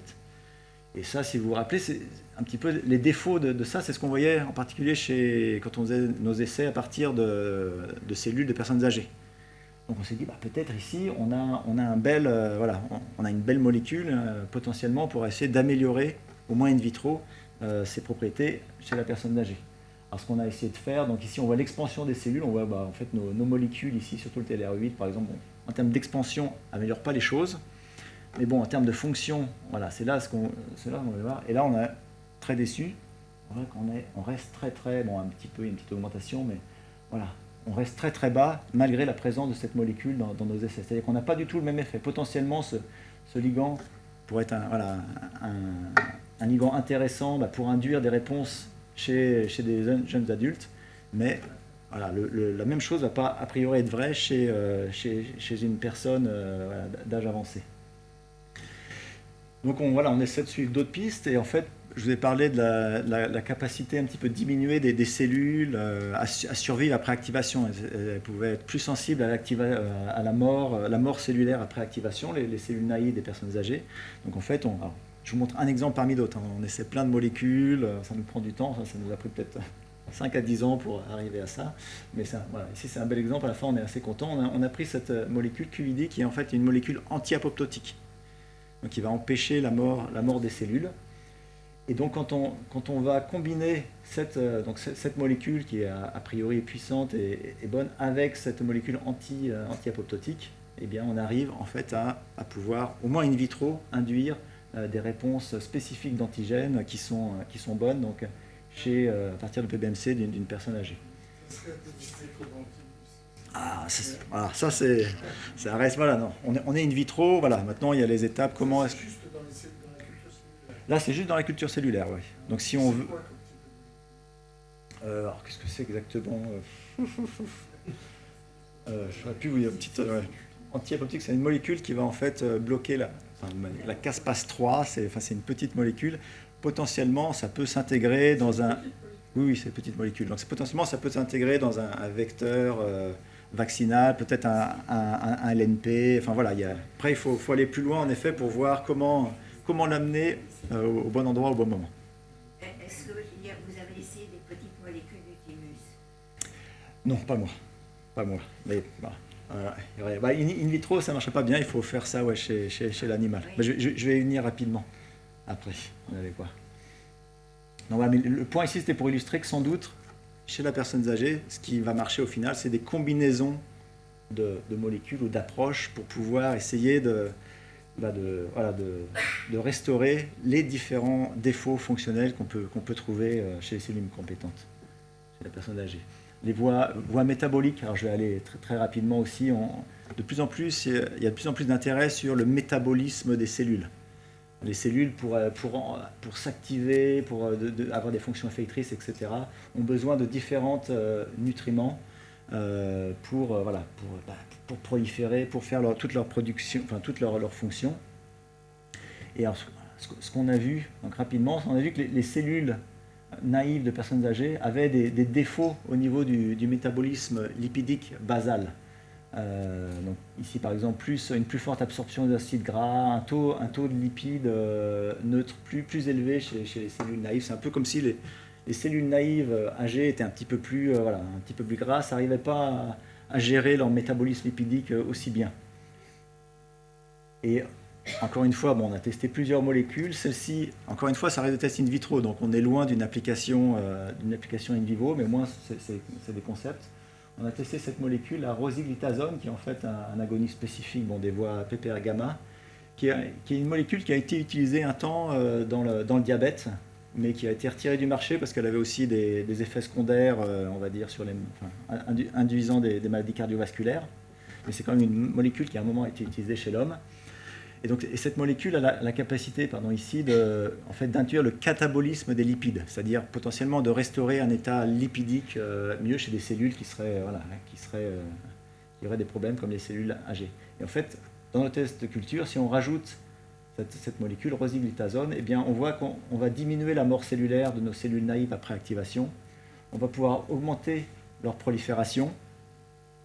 Et dans les tests in vitro avec un antigène spécifique, eh bien, on voit qu'on arrive ici à augmenter le priming, l'activation des cellules. Et encore une fois, ça reste une preuve de concept, c'est pas une bonne voie, mais ça veut nous dire qu'il y a quand même des choses qui sont possibles à faire pour améliorer l'induction des réponses T, en particulier la réponse TCD8, chez des personnes âgées, potentiellement avec ce qu'on appelle une reprogrammation métabolique qui est assez à la mode de nos jours, puisque beaucoup s'intéressent au métabolisme des cellules. Moi, je vais finir par trois dias pour un petit peu résumer et puis aller au-delà de ce que je vous ai dit. Moi, je vous ai assez concentré mon speech sur les lymphocytes T, sur l'impact des virus, parce que je pense que c'est intéressant, mais c'est juste pour vous donner quelques exemples et vous dire qu'il y a beaucoup de choses à prendre en considération de manière générale. De plus en plus, on voit qu'en fait, il y a vraiment différents événements de la vie ou différents styles de vie. Donc, c'est vraiment au cours de la vie. Ici, on a quelques exemples. J'ai beaucoup parlé des infections chroniques, mais voilà, il y a l'activité physique, l'alimentation, le stress, tout ce qui est accumulation de cellules sénescentes, etc., qui vont en fait se combiner au cours de la vie, au travers de mécanismes qu'on ne connaît pas encore très très bien, mais qui vont conduire à une inflammation chronique, une homéostasie altérée. Donc c'est ce qu'on a vu par exemple avec l'augmentation de certaines molécules dont j'ai parlé, certaines augmentations de molécules pro-inflammatoires, ces changements d'homéostasie entre cellules naïves, mémoire, etc. Donc, tout ceci va conduire à des changements voilà, de ces équilibres. Et on va clairement, encore une fois, ce sont plus des études, on va dire, corrélatives, mais on voit clairement que tout ceci est lié vers on va dire, un déséquilibre entre résilience versus vulnérabilité de la personne âgée, donc avec un vieillissement immunitaire et ce qu'on peut, je vais en parler rapidement, l'inflammaging, c'est-à-dire tout ce qui est vieillissement inflammatoire relié à des comorbidités. Et en fait, tout ça voilà, va faire qu'on peut avoir des changements au niveau de la capacité des personnes âgées à répondre à différentes maladies ou à développer différentes maladies. Comme je vous l'ai dit, aujourd'hui, je me suis concentré beaucoup sur les infections chroniques et sur les réponses vaccinales, mais vous pouvez voir que la littérature peut être riche et les recherches à faire en termes de compréhension des différents mécanismes fins voilà, est large. Il y a beaucoup de choses à faire. Et voilà, je reviens juste sur en fait voilà, cet équilibre inflammatoire. Donc voilà, l'inflammation c'est très important, hein. Il faut qu'on ait des réactions inflammatoires pour se défendre contre des pathogènes, contre des tumeurs, enfin voilà, et c'est aussi l'inflammation, ça fait partie des molécules, des mécanismes de régénération des tissus, etc. C'est très important. Mais on sait de plus en plus que s'il y a trop d'inflammation ou s'il y a une inflammation récurrente, ceci est généralement toujours associé à voilà, on va dire un vieillissement non successful, c'est-à-dire voilà, à des maladies. Et c'est ce qu'on réfère généralement au principe de inflammaging, c'est-à-dire l'inflammation qui augmente chez la personne âgée et qui va driver en partie la perte de santé. Et donc les causes de l'inflammation, j'en ai parlé un petit peu, les virus persistants, différentes comorbidités aussi, hein, voilà. Il y a les causes et conséquences de l'inflammation, mais les comorbidités vont être associées à l'inflammation. L'accumulation de cellules sénescentes, alors pas forcément des cellules sénescentes immunitaires, mais dans nos organes, on a des cellules sénescentes qui vont s'accumuler. Et ces cellules sénescentes, en fait, elles sont pas juste comme ça sénescentes et font rien. En fait, elles sont connues pour produire un grand nombre de cytokines pro-inflammatoires. Donc, elles participent à ces inflammations. La dysbiose de l'intestin aussi, on sait que chez la personne âgée, bon, bien sûr, on n'a pas le même microbiome, et généralement le microbiome chez une personne âgée est plutôt un microbiome pro-inflammatoire. Donc voilà, plein de mécanismes. En fait, clairement, voilà, conceptuellement, on sait que voilà, un vieillissement en bonne santé, c'est très certainement un équilibre, le bon équilibre entre pro et anti-inflammation. Et ce qui m'amène donc à ma dernière slide, donc, qui va un petit peu résumer voilà, tout ce qu'on peut connaître vers comment améliorer l'immunité chez la personne âgée.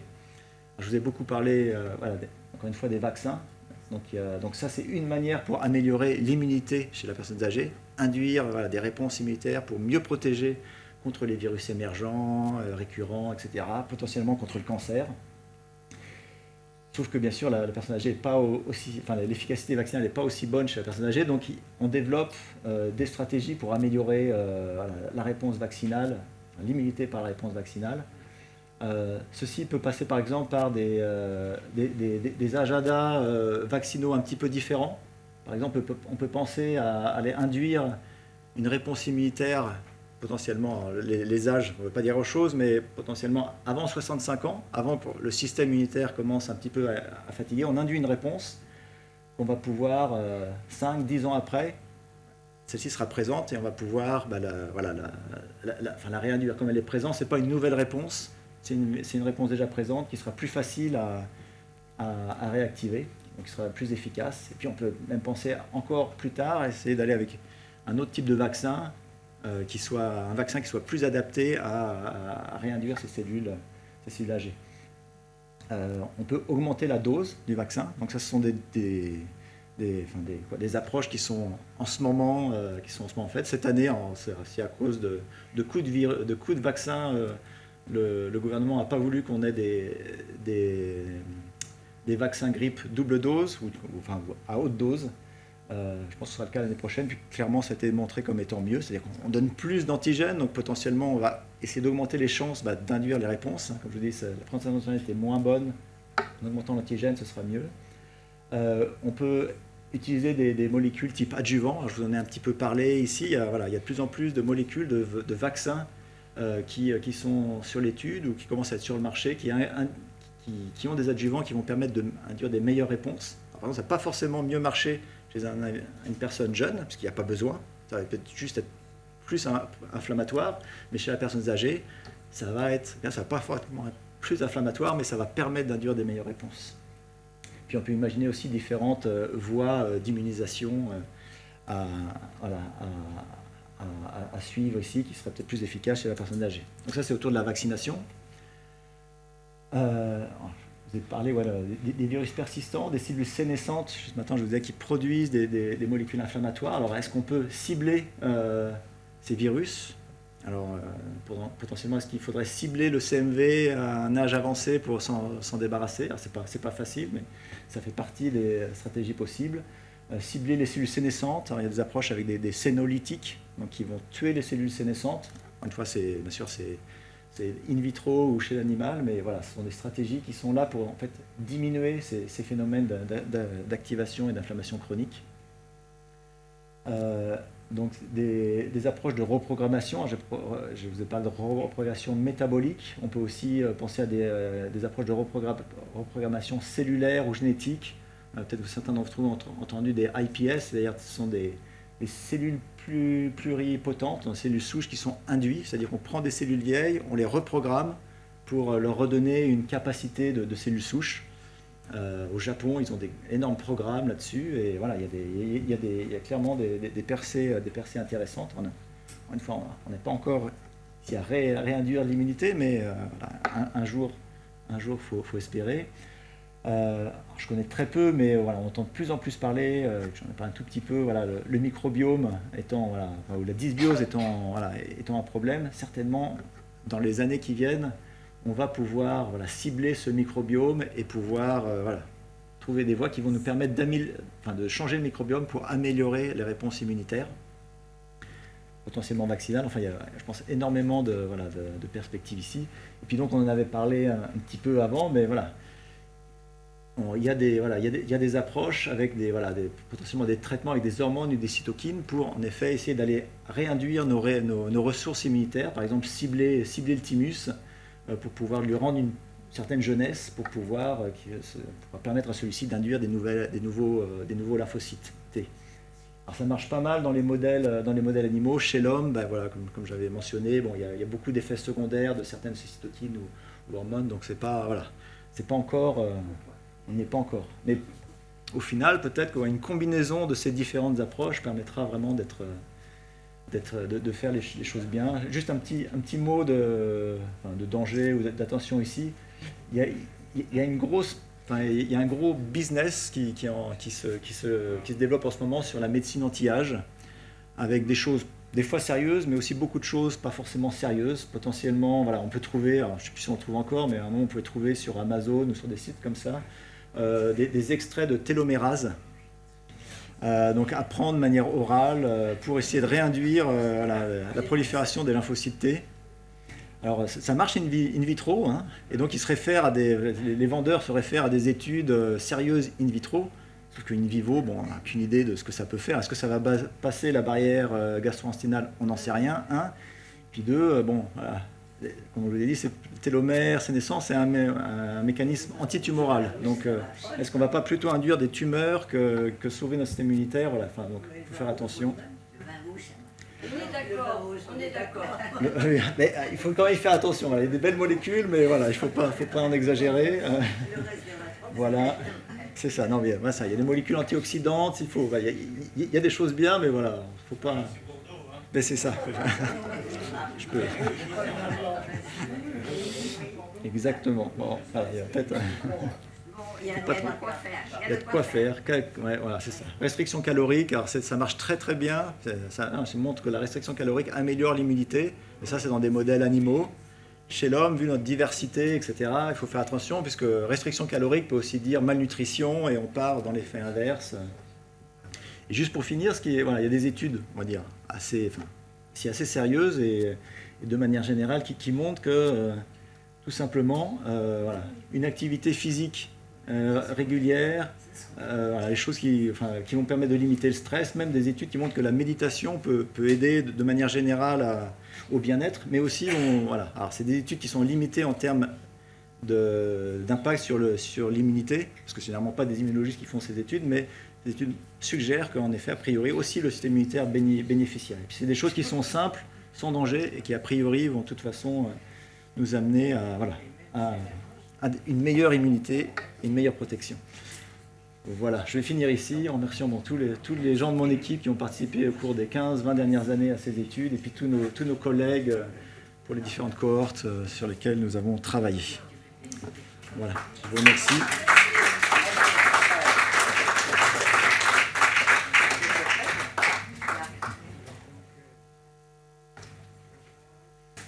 Enfin, il y a plein de choses à faire.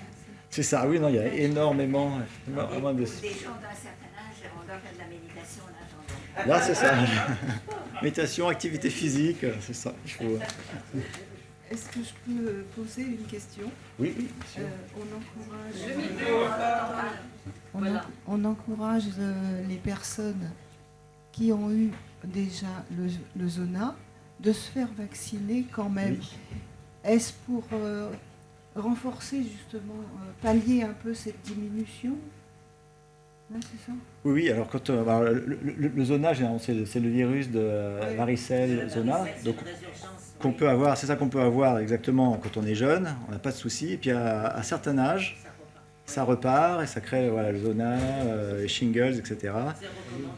Ouais, c'est recommandé parce que ça c'est clairement, on ne prend pas exactement non plus tout, mais c'est clairement, à un moment le système immunitaire contrôle moins bien ce virus, il ressurgit, c'est très désagréable. Et donc, le vaccin, voilà, c'est ça. La nouvelle génération de vaccins, qui est le Shingrix, marche très bien aussi chez la personne âgée. C'est un vaccin adjuvanté. Donc, on pense, pareil, on ne sait pas trop exactement, mais on pense que l'adjuvant ici apporte quelque chose et clairement, a une efficacité très très bonne. Donc, c'est parmi les vaccins qu'on recommande fortement. Même si vous avez eu un zona, etc. Si vous avez un zona, ça veut dire que de toute façon l'immunité n'est pas top, il vaut mieux aller la renforcer. Et si vous n'avez pas eu le zona, de toute façon, à partir d'un certain âge, 65 ans, vaut mieux se faire vacciner parce que c'est quand même un vaccin qui marche. Donc, vous l'avez montré, oui. Alors, y a-t-il des questions? Il y avait une question ici. Oui. Bon, oui, aujourd'hui, j'ai retenu deux choses importantes dans votre topo. Bon, la première, vous l'avez dit, pour le vin, ça c'est Bordeaux. Hein. C'est ça, il faut. Mais l'autre, c'est que quand vous avez prononcé une phrase qui m'a beaucoup inquiété, vous avez dit nous sommes jeunes jusqu'à 75 ans, après c'est vieux. Alors, il y a quelques jours, j'ai fêté mes 75 ans en courant un marathon.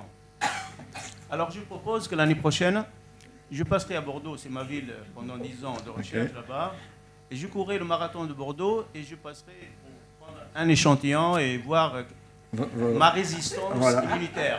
C'est ça. Non, mais certainement, bravo, en tout cas bravo pour le marathon, parce que moi, je n'arrive pas à courir 2 km.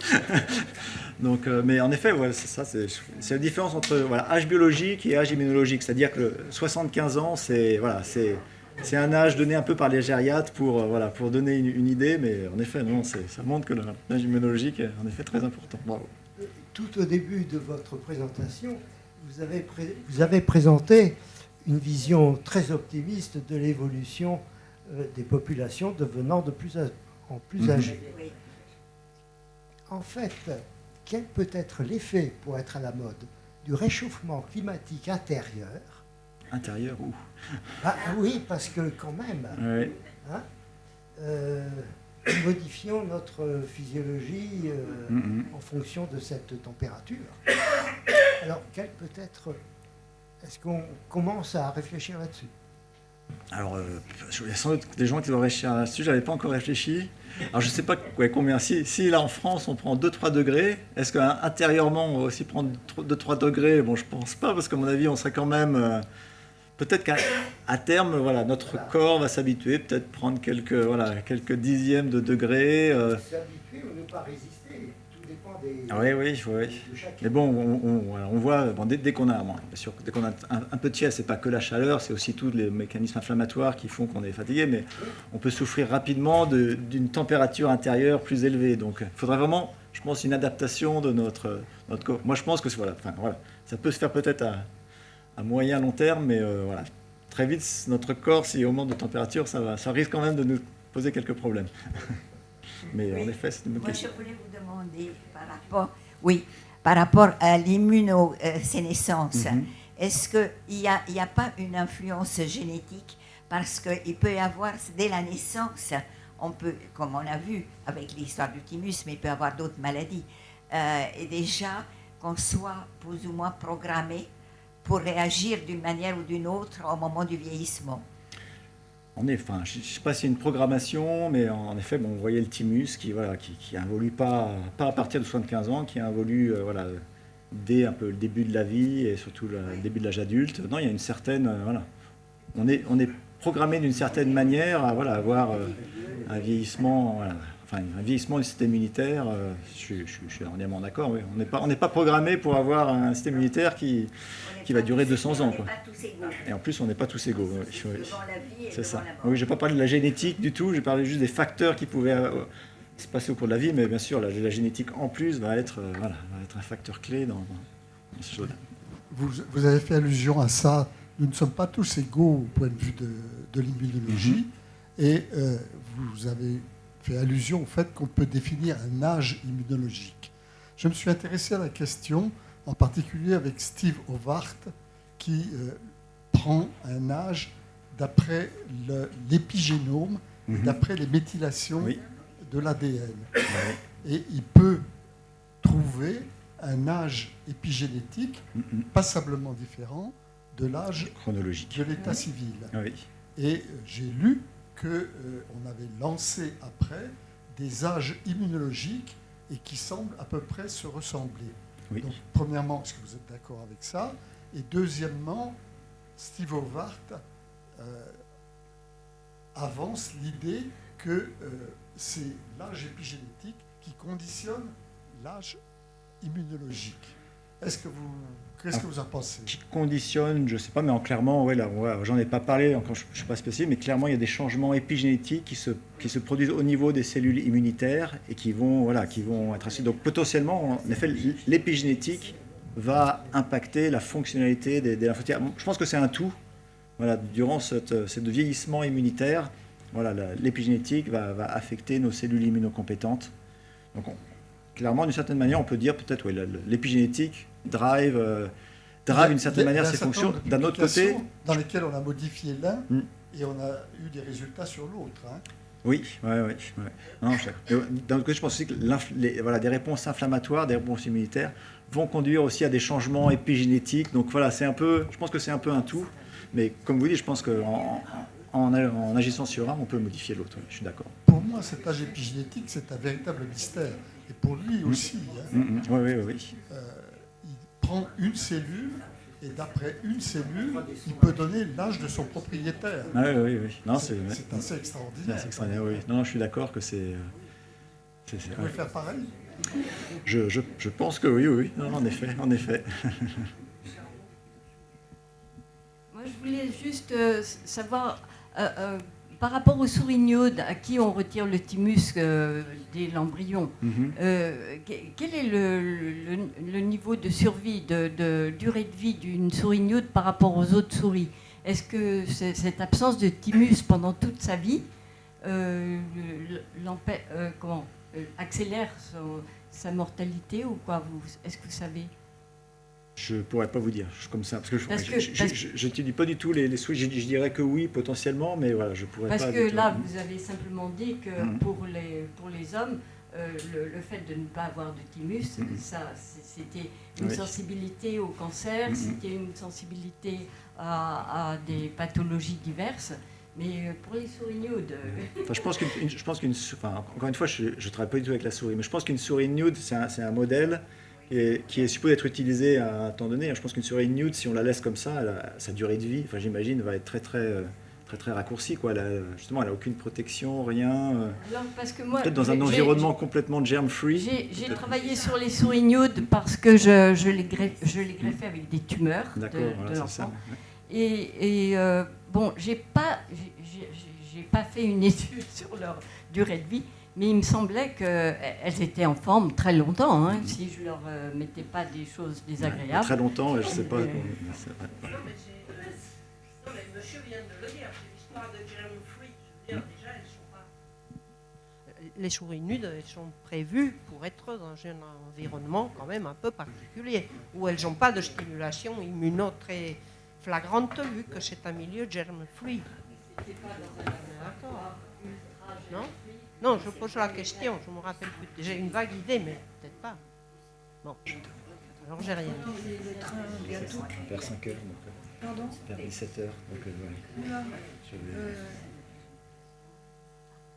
je suis désolé, mais je crois que j'ai pas vu le temps qui passait. Je crois que M. Appé doit prendre son train. Oui, je vois que j'ai parlé un petit peu longtemps et en fait j'ai mon train dans pas longtemps, donc je vais devoir vous laisser malheureusement. Merci infiniment.